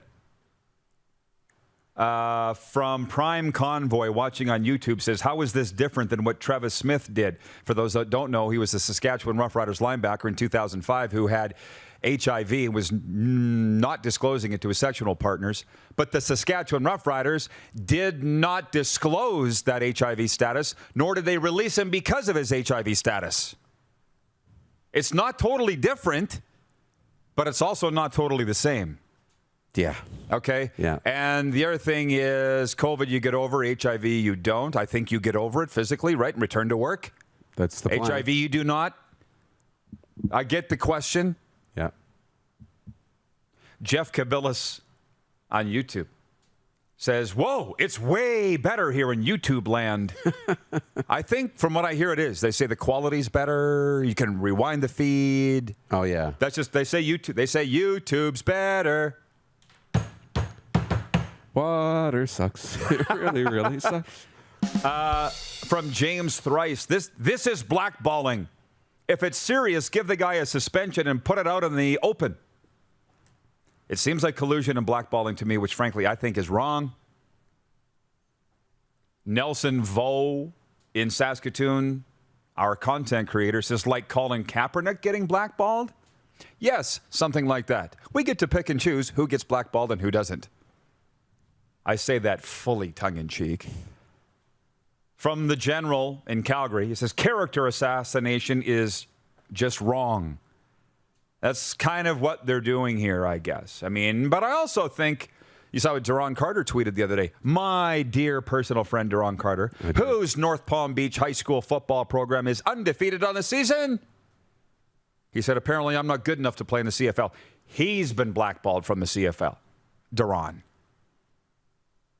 So it happens. Where the hell was I? Do you want me to just keep going on, or do you have anything you'd like to? No, you keep. Are you having fun? I'm having a great time. Are we all having a great time? I'm having a great time. It's just that where it gets really dirty is that it's not just as easy as he lied, so let's cut him and let's tell the world he lied and not let him play again. There's so many layers to this. How long did they know he was falsifying documents? And well, not that he wasn't falsifying the documents, but like there's so many layers to this that it's not that easy. John Kirby, who I do today really appreciate. Most days he drives me nuts, but he's watching at Edmonton, and he says 3 Down Nation last week lied, saying Trevor Harris got COVID. He's the quarterback for Edmonton. And they had to take that back, saying, sorry, he never got it. Correct. Justin Dunk retracted that report that Trevor Harris, the quarterback for Edmonton, had it. And I wouldn't say he lied. Dunk got bum info from somebody. And it doesn't, because Justin Dunk doesn't normally make those mistakes, right? What are you going to do when you get bad information? I've got it before. Yeah. But again, I would not want to be covering any sports right now, let alone the Canadian Football League, because everybody's lying. But apparently Jacob Ruby's the only one lying, so let's blackball him, and everybody else can lie because they don't know any other way but to lie, according to John Ohm in Winnipeg. It's 11:11. Cheers. Take a drink. From Ryan H. on YouTube says, Rod, how's Alan the intern doing? I have no idea, and his internship ended, and I haven't heard from the kid. Is he still alive? Good question. No, I think he's doing well. We'll connect with him soon. We have 2 new interns starting on Tuesday. Nice. 2 new interns starting on Tuesday, Andrew and Olivia. And we've met with both of them, had some one-on-ones. They are going to be awesome. Sounds good to me. Yeah. The internship program is alive and well. Viewer Corey on YouTube says, he's done. Never to be heard from again. Next. To whom are we referring? Alan the intern? Jacob Ruby? Justin Dunk? Trevor Harris? Come on, we gotta get with it. The poll question today for Capital Automall Universal Collision Center, which is Canada's game of the week in Week 5 of the CFL. Again, running away with it, Winnipeg at Saskatchewan, 79% of the vote. Should I even read the others? Well, you can see them on the screen. They're pretty measly. I looked at the numbers, by the way. This is like, I got to think if you're a fan of other teams playing this weekend, you would be voting for your team. But I was crunching the numbers this morning because the CFL sends me the information. And Saskatchewan is the highest scoring team. Winnipeg's given up the least points. It's basically the number one offense versus the number one defense, depending on what your yardsticks are for that. I would say the highest scoring team is the best offense. Mm-hmm. Edmonton actually has the most offense, and they're 1-2 or 1-3. Right. So it is the best matchup statistically. And that reminds me, by the way, David in Winnipeg, if I can find it, David Asplin says, Rod, any chance we could convince you to come down to Winnipeg for the Banjo Bowl? Yeah. What are you going to do? Where are you going to put me up? You want to go to Winnipeg? What do we got going on next weekend? Is it a Saturday game? Banjo Bowl. Are we going? We could go. Listen, we had a discussion this morning. It's fun because we're rolling now. We're getting a lot of big sponsors, right? A lot of big regional and national sponsors. And we had a sales guy in here who's not with us anymore. He said it's going to take 3 years for you guys to get to the status. And now we'll look. Lo and behold, here we are. And it's happening. Yeah. And it reminds, so my point on this is for years, I would be in my hotel room on the Saturday in Winnipeg getting ready for Sunday's Banjo Bowl going, why the hell are we playing this game on a Sunday? It's week 1 NFL kickoff. There's nothing going on in Canada Stadium tonight. Nothing. Why are we not playing on a Saturday? And then years later, they move it to the Saturday. Do you know what I'm saying? So this reminded me of that sales guy who were like, when he said, in 3 years, you guys are going to be really rocking. You're going to be bringing in sponsors and blah, blah, blah. Well, here we're like, what do you mean 3 years? Give us like 3 months. So we sat here today and we're like, oh, my God, he was right. We laughed at him and kicked him out the door. Yeah. This whole time, we should have listened to him. What else you got down there? Right, where is he? Can we call him up and say sorry? Yeah. Now, having said that, when we went to Game Plus Television, which our first show on national television was July 2nd, 2020, I called him when we did the deal. It was in the spring, and he was at a Flames game in the Saddledome. I said, hey, I'm not going to say his name, but I said, can you believe we just got our first national television deal with Game Plus TV? He goes, wow, I didn't think you guys were going to last that long. Remember that? Yes. You were like frothing at the mouth. Yeah. I said, thank God you're not our sales manager anymore. With an attitude like that. Spicy. Sometimes I have a tough time biting my lip. Yeah, that's okay. I wonder if he's watching right now. Bob's your uncle. More from Jeff in Winnipeg. He says, RP show at the Banjo Bowl. Brought to you by Manscaped 4.0. Listen, we're going to have to take a commercial break here. But our guy, Paul, the infamous Paul, the third of the 3 musketeers around here, he had an accident shaving the other day. Whoop! Took his half his goatee right off. Yeah. So he took it right down to the wood. He's clean shaven. He looks like he's 8 years old now. Oh, and it's weird. He looks like a different person. It looks like a different person. Yeah. And I said you weren't using the Manscaped Lawnmower 4.0 in your face. And he said, well, I don't have one because you and I are the only ones that own those things. Now we know what we're getting Paul for Christmas. You're not supposed to use it on your face anyways. I don't. Anyways, coming up, the head coach of the Winnipeg ICE, James Patrick. And speaking of Manitoba, addiction, it destroys relationships, families, and lives. But the good news is addiction is a treatable illness. At Aurora Recovery Center, we provide everything you need to build a solid foundation for your recovery with holistic, evidence-based treatment tailored to each individual. Located in Gimli, Manitoba, on the shores of Lake Winnipeg, Aurora can help regardless of whether or not you feel ready or have tried before. Aurora Recovery Center, recovery for life. Visit us at aurorarecoverycenter.com. James Patrick joining us next. You're watching the RP Show on the Game Plus TV network, YouTube and Facebook, and 24-hour sports radio at rodpeterson.com. Head to youtube.com/The Rod Pedersen Show now. You gotta subscribe. Click the subscribe button for all the content you may have missed.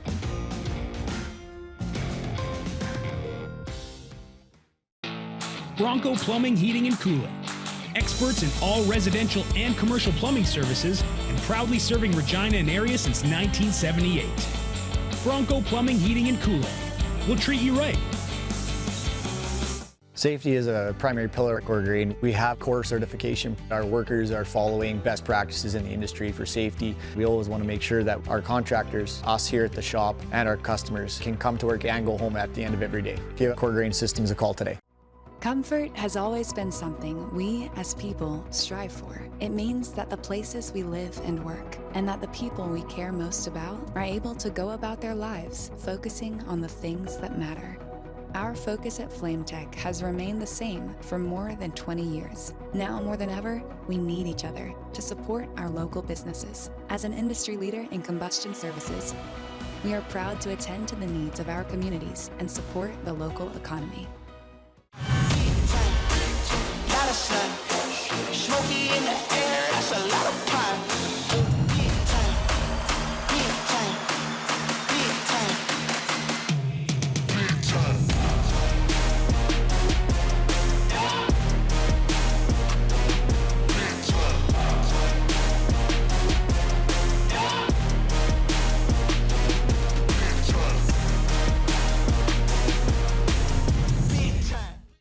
Prairie Mobile is your SaskTel authorized dealer. Whether you're looking for talk, text, or data, shared, unlimited, or business plans, Prairie Mobile will help you find the SaskTel wireless plan that's right for you. Visit us online at prairiemobile.com.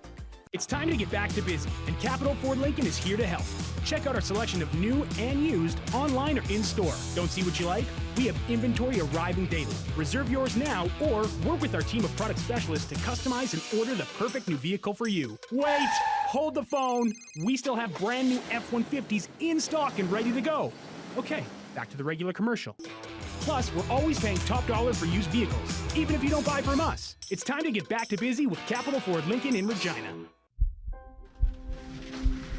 People donate blood for moments like this. But there are lots of reasons why Canada's Lifeline needs donors every day. Like the fact that someone with leukemia can need up to 8 units of blood a week. Or that donated blood lasts no longer than 42 days. Or to help new moms and babies, like Henry. There's lots of reasons to donate blood. That's why we need donors every day. The need for blood is constant. Join Toyota and our Toyota dealers in supporting Canada's Lifeline.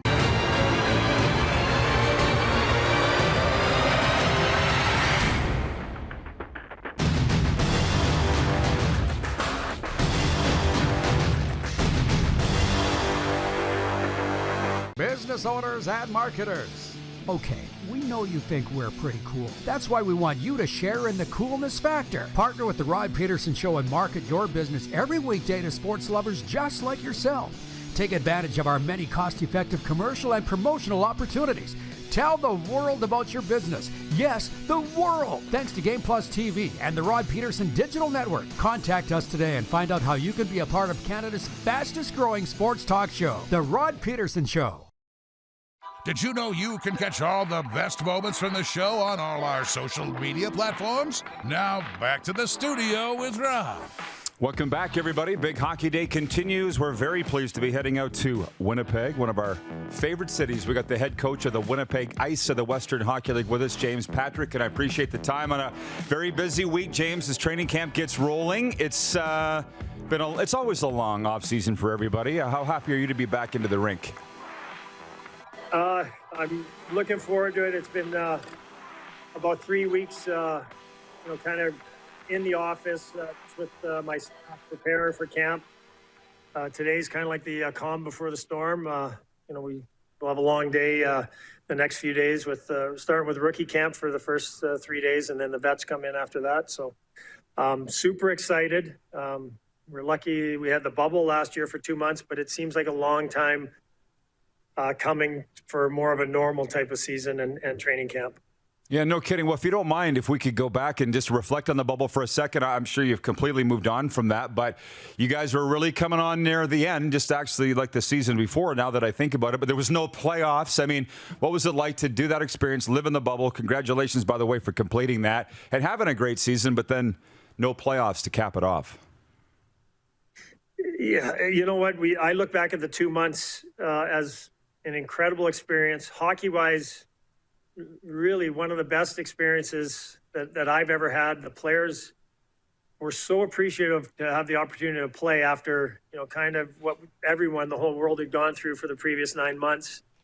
And the love of playing, the passion, the compete, the work ethic was awesome. And I talked to, the other 7 coaches in our bubble felt the same. It was, it was really competitive. It was good hockey.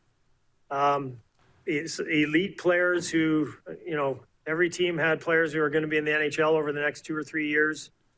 It was a great story from, Peyton Krebs being the MVP and leading scorer to, Schneider being the best defenseman, Ridley Gregg being a top-end player to Bednar in Regina being the best 15-year-old I've ever seen. And then, Geeky and Benson and Jagger, other great young players.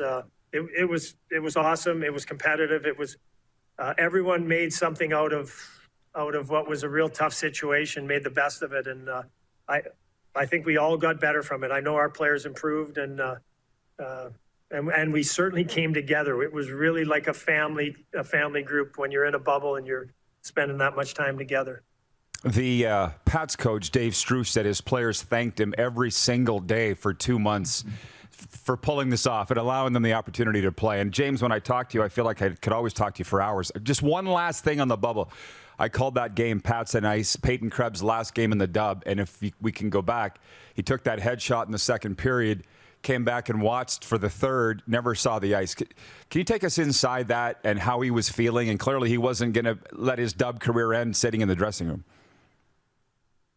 Yes. First of all, he's the most competitive, driven athlete I've ever coached, and that includes the 12 years as an assistant in the NHL.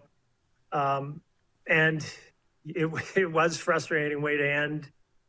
He took a hard check. He was frustrated. He was mad that he got hit that hard, but it was certainly a clean hit. And he did want to be he wanted to be on the bench. He certainly, if it was a playoff game, he would have been out there, but we just at that time decided, I said, I'm not going to put you on if you're not 100%. It doesn't make sense right now. We knew that the next day he was heading to Vegas to go into a bubble there and then play some games with Vegas, which he ended up doing. And so we wanted to be smart, but the effect that he had on our culture was so important, and it was incredible. It turned the franchise around. 2 years before, when we decided to make a lot of wholesale changes, but build the team around him and make him a captain at 17. And he did have a great. I mean, he was the best player in the bubble. He did lead it in scoring. It was half a game that he didn't get to finish, but certainly was there with his teammates. Which again, he was a driving force, but behind like I said, the culture, the work ethic, the passion, the drive that, we're trying to instill in all these players.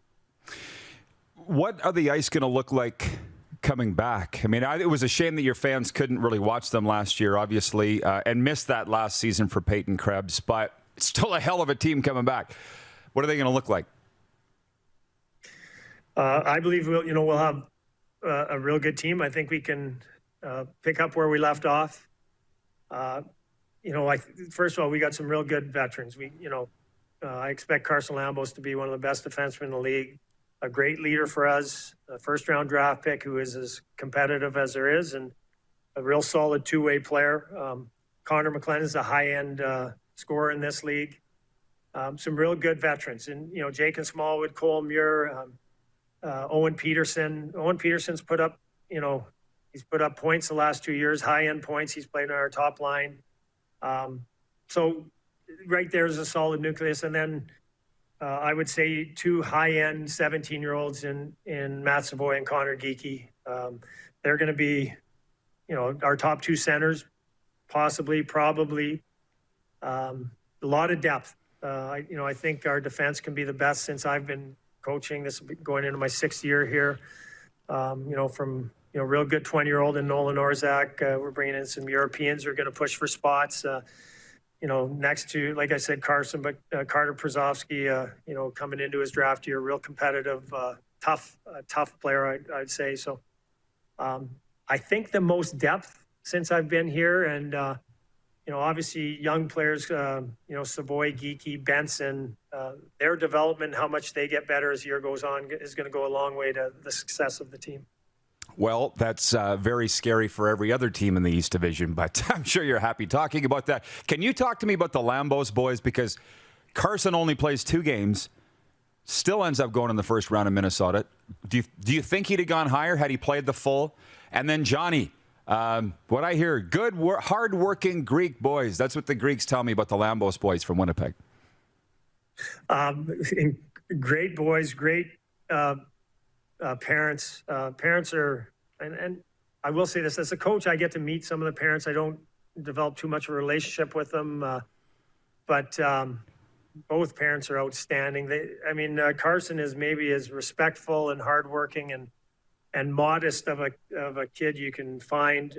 A real tough year for him last year. As a 16-year-old in our league, he played more minutes than any player. Played the whole time on our top pair against 19 and 20-year-olds. Kid who can skate. He's a real strong skater. At 15, he had an NHL wrist shot. Tough. Will not back down from anyone. And believe me, our league and myself as a coach, I don't want fighting. I don't encourage it. But the first 10 games, he was our best player. We had 2 fights when someone else had been run at by the other team, kind of crossed the line. And both times Connor came to the defense and ended up fighting a 19 and 20-year-old in two separate incidences. That just maybe talks a bit about his character. And I know with his brother, he's been someone he's looked up to, his whole life. They've pushed each other. Been competitive with them when they played against each other in Brandon. Having an older brother, I know what that's like. So, like I said, a real tough year last year. We only played 2 games and had an ailment that had to be dealt with by coming back to Winnipeg and getting treatment for him. Wasn't able to keep playing. So, he definitely hurt his standing. But I just. We talk to a lot of the kids. It doesn't matter where you get drafted. It's the gateway to the next part of your career, and it's an exciting moment for you and your family. But it doesn't make you a better player. I mean, the work just continues, and he's aware of that. He's super proud and excited, which he should be, about being drafted by Minnesota. But he's ready to just keep coming and getting better every day. Well, James, we're spending more and more time in Winnipeg with this show. I'm hearing about the Dairy Whip. Do you guys have a sponsorship deal with the Lambos family's Dairy Whip? I hear that's the place in Winnipeg. Well, I'm trying to encourage the players to stay away from it. How about the coaches? Yeah. Well, I'm on that treadmill fighting that grind every day as well. But I know the coaches are allowed to go there. No doubt. If it's funny when we do win a big game, the players are always chanting for treats, or the bus to stop at places for treats. So that might go into our segment bonuses if we reach certain goals. Maybe have more trips to the Dairy Whip. Who are you looking at there? The owner or Munzie? Or looks like you're looking for approval. Munzie's giving me signals, and no, that's just me trying to think. Tell him to get on the treadmill. For you, James, I go to your hockey DB, not like I didn't know, but 1,280 games in the National Hockey League. Would you say 12 coaching as well? What is it about the Western League? Is it the allure of the fact that it's your hometown, even though you started in Kootenay? What is it that you love about the Dub and the Winnipeg Ice? You know what? It's interesting. I will say this. A big reason I'm in this league is because of Kelly McCrimmon. Known him, I was real close with Brad, and I've known Kelly for a long time. But when we were let go in Dallas, looking for new opportunities. And I talked to Kelly about, he had just came to Vegas. He had coached my nephew the previous 3 years, coach and GM in Brandon. And we had talked a lot over those 3 years and trying to help the development of Nolan. But it gave me a familiarity with the league. And so it was Kelly who called and reached out and said, there looks like there could be a couple opportunities in this league. Would that interest you? And it did. I can't be happier with the decision and the opportunity that I've gotten from Greg Fettis and Matt Cockle being here. I've said this to anyone who's ever asked me. I love being around junior hockey players. The age, the excitement, the willingness to learn, and the passion that they bring, it keeps me young. What I'm seeing happening here in Winnipeg, I think it is becoming a great hockey center. It has been for a long time with the Jets and the Moose, and there's room for a high-end junior team. And with what Greg and Matt want to bring to this city, with a new arena and just the development and the opportunity for young players is super exciting. But getting back to coaching them, it is so fun. The bus rides are, for me, when you hear about them, the travel is not taxing. It brings the team together. It's something that I've enjoyed. Great coaches in this league. I mean, I'd say 80% of the coaches in the league have had NHL experience and coach the same way that the teams are coaching the NHL. So to be able to mentor and to develop and guide and be around the young players is something that I love. I'm enjoying it more and more every year as I learn more about the league, learn more about the players, and try and get better as a coach. Oh yeah, well, hey, it's the best league, and I was so happy when Munzie came back to it. And now I get the Krim thing. He doesn't have to worry about you beating up on his Wheat Kings anymore. He doesn't own them anymore. So you'd have his blessing sitting there in Winnipeg, because I know how he operates. But James, I guess lastly, you mentioned Winnipeg. The last time we talked, you said we just need to get the word out more in Winnipeg about the ice. And interviews like this certainly help. So you're back at the Wayne Fleming. How long are you guys going to be at the Wayne Fleming, do you think? We're pretty sure it's going to be, for sure this year and parts of next year. I know they're moving forward with getting our rink started. Obviously, COVID has set us back, and I think there have been some infrastructure issues, but I think it's a long-term plan. What Greg is going to bring to this city, bring to this league is, he's taken it to another level, and they want to make sure they get it right. So it is. I felt that where our team was 2 years ago, coming into COVID, we were, I felt becoming one of the best teams in the league. We were real excited about the upcoming playoffs. Would have done wonders for, getting the word out even more. And I know that the community that's kind of embraced us have loved what they've seen with the team, and we want to take off where we left off and build on it. And I know with this group of players, we believe we can do that. A number of future NHLers are going to be in our lineup who are playing. It's exciting hockey. It's hockey where you see mistakes, and it brings more excitement, brings more opportunity, offensive opportunity. And you talk to a lot of fans; they enjoy that, more than the NHL, because you're seeing these young players at a young age. So. With Munzie and the Heisinger family and Matt Cockle, we're doing our best to get the word out. And I run into more and more people around town who are aware of us and are excited about us getting started again. So, again, it's a long-term plan, and it's going to be it's getting bigger and better, and it's going to be great. Yeah, I call Major Junior perfectly imperfect. It is my favorite brand of hockey, and I love the Winnipeg Ice as much as I can as the TV voice of the Regina Pats. James, apologies again for the delay. Enjoy the visit, and we'll see you in the rink here coming up soon. Okay, great talking to you, Rod, and we'll talk soon. Take care. Head coach of the Winnipeg Ice, James Patrick, the 1280 NHL game. veteran. We'll be right back. Lots going on in the world of sports today. Most of it good, not all. The Moose is back here in the bunker, too. Stick around. We'll be right back. It is hour 2 of the program, brought to you by Core Grain, doing the right thing for your farm. You're watching on the Game Plus TV network, YouTube and Facebook live streaming, and 24-hour sports radio at rodpeterson.com. Head to youtube.com/The Rod Peterson Show now. You gotta subscribe. Click the subscribe button for all the content you may have missed.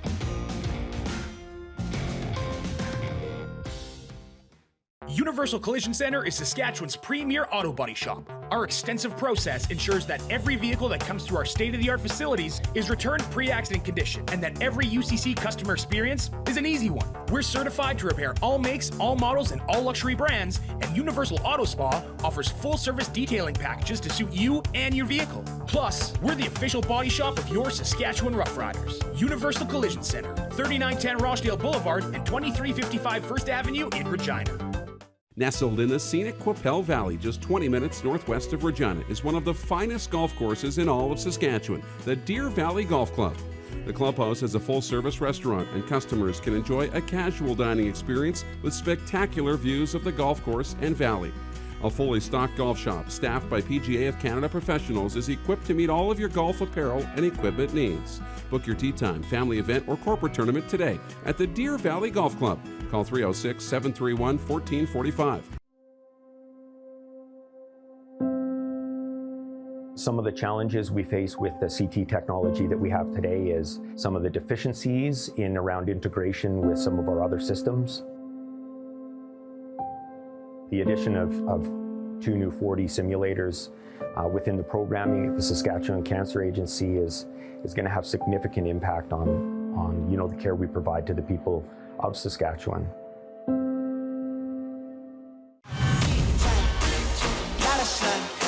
Smoky in the air, that's a lot of pine. Big time, big time, big time, big time.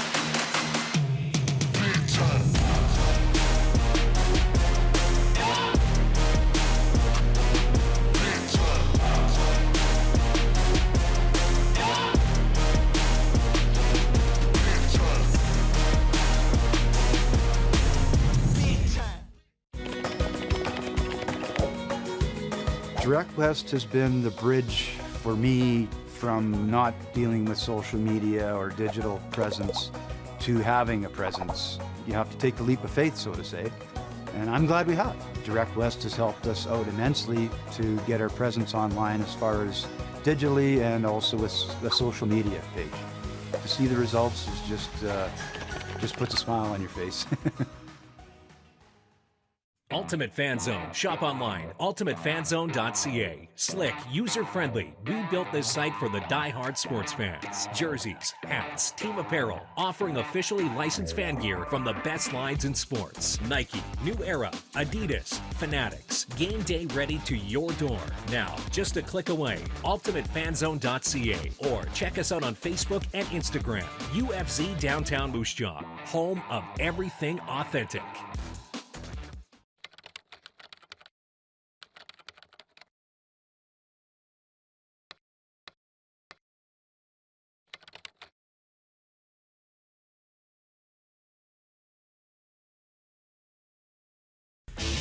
Hey Rod Squad, now you can join the team with your very own RP Show gear. Head to rodpetersonshop.com and get yours today while supplies last. It's just like we wear on the show, official RP Show gear at rodpetersonshop.com.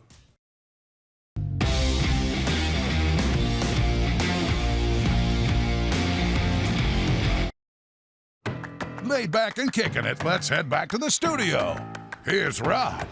And the Moose. And this is kind of funny. These people do not miss a trip, Moose. Okay. Anonymous viewer from the 647, that's Toronto area, right?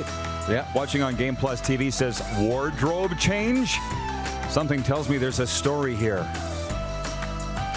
Like you spilled your coffee, or should I let him in on a secret?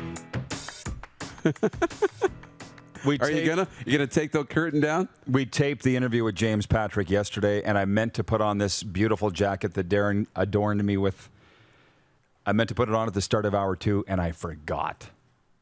So the James Patrick interview. And if you notice how shiny my face was in the interview with James Patrick, I was late because I forgot about the interview. That's why I was apologizing profusely for being late. Sweating. I'd just come from the gym. I was a hot mess. And you got me. How about that? But I really like all the clothing that you... Thank you. Where's the new stuff? Yeah, it's kind of, I know, right? It's been a while. Been a while. You noticed, over a eh? year. You noticed, eh? I don't miss much either. No, you don't. From the General in Calgary says, Moose has the same shirt at least. We are live now. 1142 Mountain on Wednesday, September the 1st in the year of our Lord, 2021. We're live, as the Game Plus says right here for those watching on Game Plus. Moose, speaking of the Blades shirt, you have a story. There's a reason you're wearing that. We should mention that. Yeah, tough night, tough day, and tough times for the Blades family. They lost one of their family members, one of the attendants and off-ice staff, Bob Kirkness. Yep. Lost his battle with cancer and passed away yesterday. We found out the news came out throughout the later in the day. There's Bobby. They named that, the training camp trophy, the Kirkness Cup. Yep. What a fighter, what a battle. They all had the BK insignia, the little logo on their clothing throughout the bubble last year. And he had rejoined the team, but it caught up to him again, and he passed away. So we're thinking of you, Bobby, and we're thinking of the Blades today. Yeah, a fixture around the SaskTel Center there. Yeah, and you know what? It's the thing. You've been around it. GMs come and go. Coaches come and go. Players come and go. These are the people who make up the organization. Oh, yeah. They never leave, right? They're there through everything. And that's in all sports. So, yeah, we'll miss them. Yeah, condolences to the Blades and the Kirkness family. It reminds me of a broadcaster in the Western Hockey League who called me up years ago, and he's still in it, and he was complaining about something, the way this coach was treating him. And I just said, you'll be there longer than the coach. Just bite your lip. Not and true. he still is. Yeah. He goes, I never forgot that. I'm not going to say who it is. From Patrolman Pete, he says, damn, Rod, if you hadn't said something, I would have never have known. Could have just said you spilled your coffee. How about that? Doesn't matter. Doesn't James Patrick just make you want to cheer for the Winnipeg ICE? Yeah. I love my ICE gear, by the way. Obviously, God's team has the nicest gear in the Western Hockey League. But the Winnipeg ICE would be number 2. And I remember going up to the broadcast booth. You were with me. And it was that nice little gift bag there from the Winnipeg ICE. Yeah. Have gear. It's very nice of them. Yes. The New Orleans Saints, breaking news today, the New Orleans Saints will play their season opener in Jacksonville after being displaced by Hurricane Ida. Instead of playing in the Superdome for the September 12th opener against the Green Bay Packers, the Saints will host the game at the home of the Jaguars, the NFL announced this morning. While the Superdome appears to have been spared significant damage from the powerful Category 4 hurricane, there are logistical challenges with staffing an NFL game there in the near future because of the widespread damage in the New Orleans area. Rough Riders quarterback Cody Fajardo was named the CFL's top performer for the month of August Wednesday. Fajardo helped Saskatchewan to 3 straight wins to open the 2021 campaign. He's passed for 773 yards, 4 touchdowns, and 0 interceptions. Teammate Jonathan Woodard was named the second leading performer. He leads the CFL in sacks. He's got 5. And quarterback Michael Riley of the BC Lions is the number 3 performer. I had the CFL stats out, and then I closed the window. Who's leading the CFL in passing right now? Is it Cody for JJ? Do we know? Sorry to put you on the spot. I'll look it up. Trevor Harris is close. Oh, it might be Trevor Harris. That's right. The Toronto Blue Jays and Baltimore Orioles play the rubber match of a 3-game series tonight at Rogers Centre. Lefty Steven Matz gets the start for Toronto. He has a win and 2 no decisions over his last 3 starts, giving up 2 earned runs through 17 innings over that span. Boston's coronavirus problems keep getting worse. Star shortstop Xander Bogaerts was forced to leave last night's game because of a positive test for COVID-19. 6 Red Sox players have tested positive for COVID-19 since Friday. This sports update for dubnetwork.ca, your number 1 source for Western Hockey League breaking news and analysis. Visit today, dubnetwork.ca. And for Ben Cahoon's G2G protein bars. We'll be right back with overtime. And the best part of that is viewer takeover. So whatever we've covered today, we'll cover again right after this break with you. And get your opinion. You're watching on Game Plus TV, YouTube, and Facebook Live, and 24-hour sports radio at rodpeterson.com. Have you subscribed to the Rod Pedersen Show YouTube channel yet? Head to youtube.com/The Rod Pedersen Show now.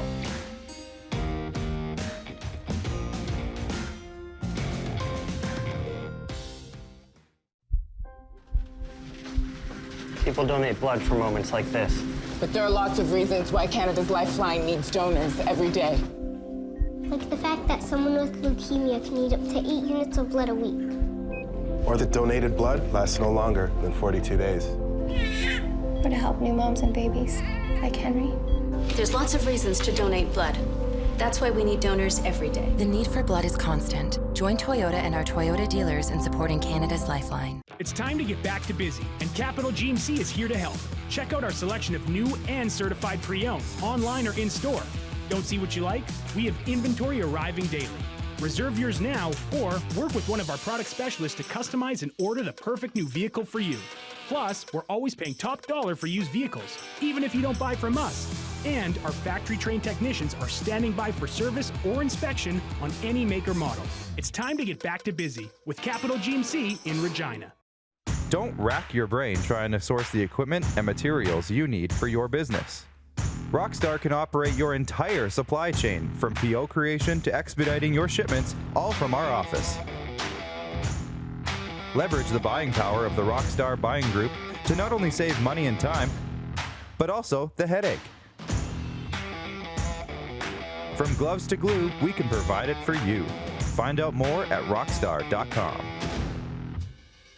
Prairie Mobile is your SaskTel authorized dealer. Whether you're looking for talk, text, or data, shared, unlimited, or business plans, Prairie Mobile will help you find the SaskTel wireless plan that's right for you. Visit us online at prairiemobile.com.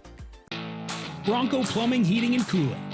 Experts in all residential and commercial plumbing services, and proudly serving Regina and area since 1978. Bronco Plumbing, Heating, and Cooling. We'll treat you right. Safety is a primary pillar at Cora Green. We have Cora certification. Our workers are following best practices in the industry for safety. We always want to make sure that our contractors, us here at the shop, and our customers can come to work and go home at the end of every day. Give Cora Green Systems a call today. Comfort has always been something we as people strive for. It means that the places we live and work, and that the people we care most about, are able to go about their lives focusing on the things that matter. Our focus at FlameTech has remained the same for more than 20 years. Now more than ever, we need each other to support our local businesses. As an industry leader in combustion services, we are proud to attend to the needs of our communities and support the local economy.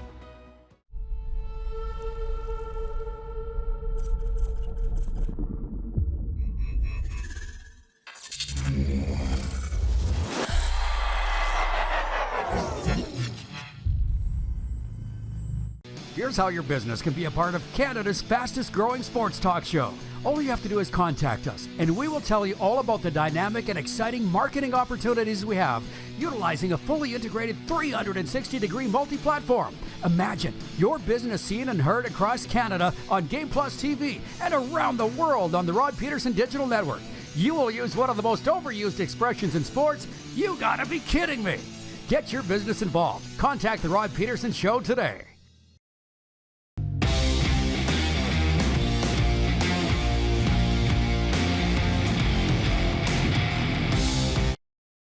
You got something to say? You want to add to the show? What are you waiting for? Don't just sit there. Say something. Now, back to the studio with Rod.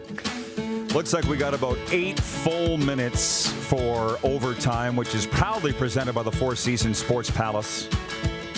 You're home for the UFC and the Seattle Kraken fan club, and I think that there will be no moose in this segment because the fit has hit the shan. I'm saying that for like the third time. Nothing major. Just a few details have fallen through the cracks, and he's taking care of that right now. So it means it's me and you and producer Clark if he wants to chime in and whatever. I've enjoyed the comments that have come in here.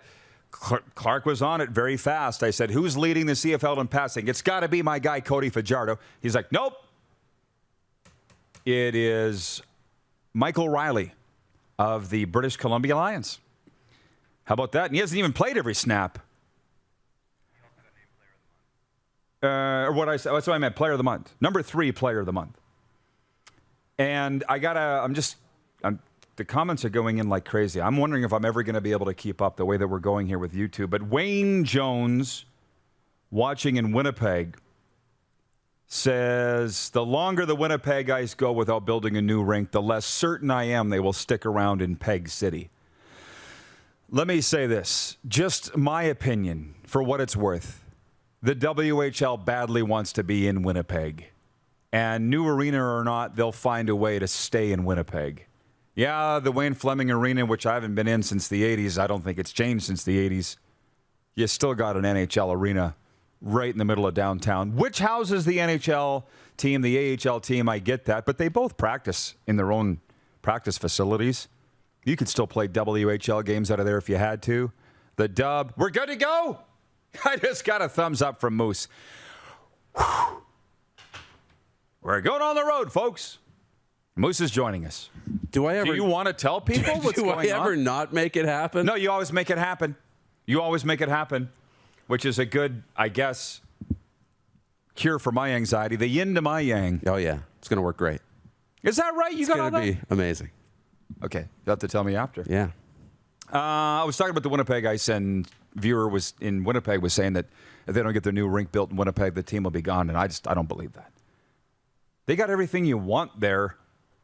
Owner with big Hiroshi. That's the main thing right there. That's what the WHL wants, just so you know. Always outspend your problems. There you go. From EGA, I cannot keep up with these comments. I'm sorry, folks. I'm a little discombobulated here. It was about Cody Fajardo and his and the media love in with him. Here it is from EGA on YouTube. Sprinkle this. 3 Down Nation has become the Cody Fajardo show. He's become very annoying. Good player, but extracurricular media activities are annoying. Stop it. Stop it. There, you can read it for yourself right there. Because why? If I have any influence over this, I will nip this in the bud right here. What did Wayne Gretzky ever do to get the hate? What did Sidney Crosby ever do to get the hate? What did Tom Brady ever do to get the hate? Deflategate notwithstanding.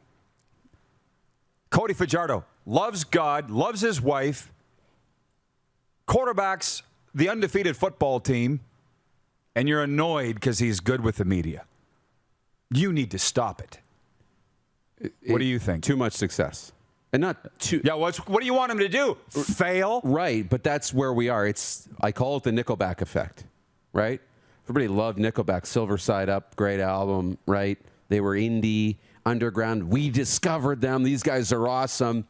And then they start getting all the top 40 hits, and they start getting the #1 records, and they sell out all their concerts. And Rolling Stone names them Band of the Decades, and everyone's like, they suck. All their songs sound the same. Nickelback sucks. Because they become cool and mainstream, and now it's not your thing anymore. You have to share it with everybody, right? Yeah. Now he's popular with everybody. It's the same thing with the Riders, the football team. They were lovable in the 90s. Didn't win any games, but they were lovable. And they were lovable when they started winning because it was like this team finally has earned something. And now, when they've been good and all the money and the success, it doesn't feel so like our lovable losers anymore. So the rest of the people start to hate on that. This term, Nickelback syndrome, is that yours? Yeah, well, I think I came up with it, but I'm sure it's out there. I haven't heard it. It's a moose-ism. Yeah. Nickelback syndrome. Can't stand good people having success. That's it. Stop it. And, as Brett Taylor says on Facebook, we keep saying CFL has to market the players and personalities. Fajardo was just as easy to sell. It's great for the league. I think the Riders were way behind jumping on this guy and the CFL themselves. Look at him. He's 6'3", chiseled out of a mountain, stud, beautiful, handsome, rocket arm, great person. Let's go. I would have him on every pamphlet, every bus, every billboard. And he's relatable. They didn't start corn dogs. Yeah, they didn't start doing that until the pandemic. This guy wants to get up his ass. Take that somewhere else. By the way, Wayne in Victoria says, I can't wait for the show. Sounds like a great show tomorrow. Well, here's what it is, by the way, because they wanted me to say it. You don't mind me saying. We're going to be live from the Premier's Golf Tournament in Saskatoon, Saskatchewan, Thursday, 10 a.m. Mountain to noon. The Premier's Golf Tournament, okay? Personal invitation from Ken Cheveldayoff, MLA for Saskatoon. Is it Greystone? Don't put me on the spot. Come on. We're not politicos. Anyways, here's the text from Chevy. And people in Winnipeg always joke and laugh when I get mixed up on Winnipeg Sports Talk when I say, I always refer to the GM of the Jets as Ken Cheveldayoff. They're like, he said Ken, he's an idiot. I meant Kevin. They're brothers from Blaine Lake. So Chevy texts me. So we have the Premier, Scott Moe, Sports Minister Laura Ross. They're all coming on the show tomorrow. Owner of the Blades and Rush, Colin Priestner. Rattlers President and CEO Brad Kraft. Al Simpson, Living Sky Sports. He's the big, heavy, swinging, you know what, that's building a soccer facility up there and a baseball stadium here, and he's getting a Canadian Premier League expansion franchise for Saskatoon. He says, and yours truly, if you want to talk tournament history and Winnipeg Jets. How about that? With a smiley face emoji. It's literally going to be the coffee table discussion we've all wanted. Yeah. That's what it's going to be tomorrow. Probably not a lot of structure. It'll just be a lot of friends sitting around the coffee table telling stories. That's exactly what you want. Yeah. Largest one-course, one-day tournament in Canada was 596 golfers at its peak. I think it's like 540 tomorrow. Willows Golf and Country Club is where we're doing it. Fully sold out. 22 years running.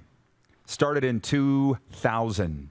So tomorrow from the Premier's Golf Tournament. Hey, Mike Babcock's supposed to be coming on too. Have you heard of him?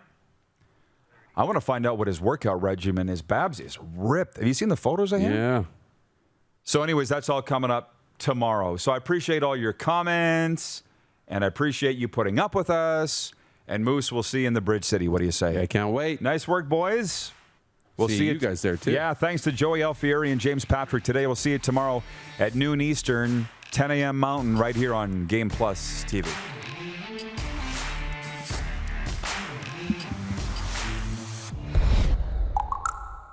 Great job, Jordan, by the way. I love the job you did on that.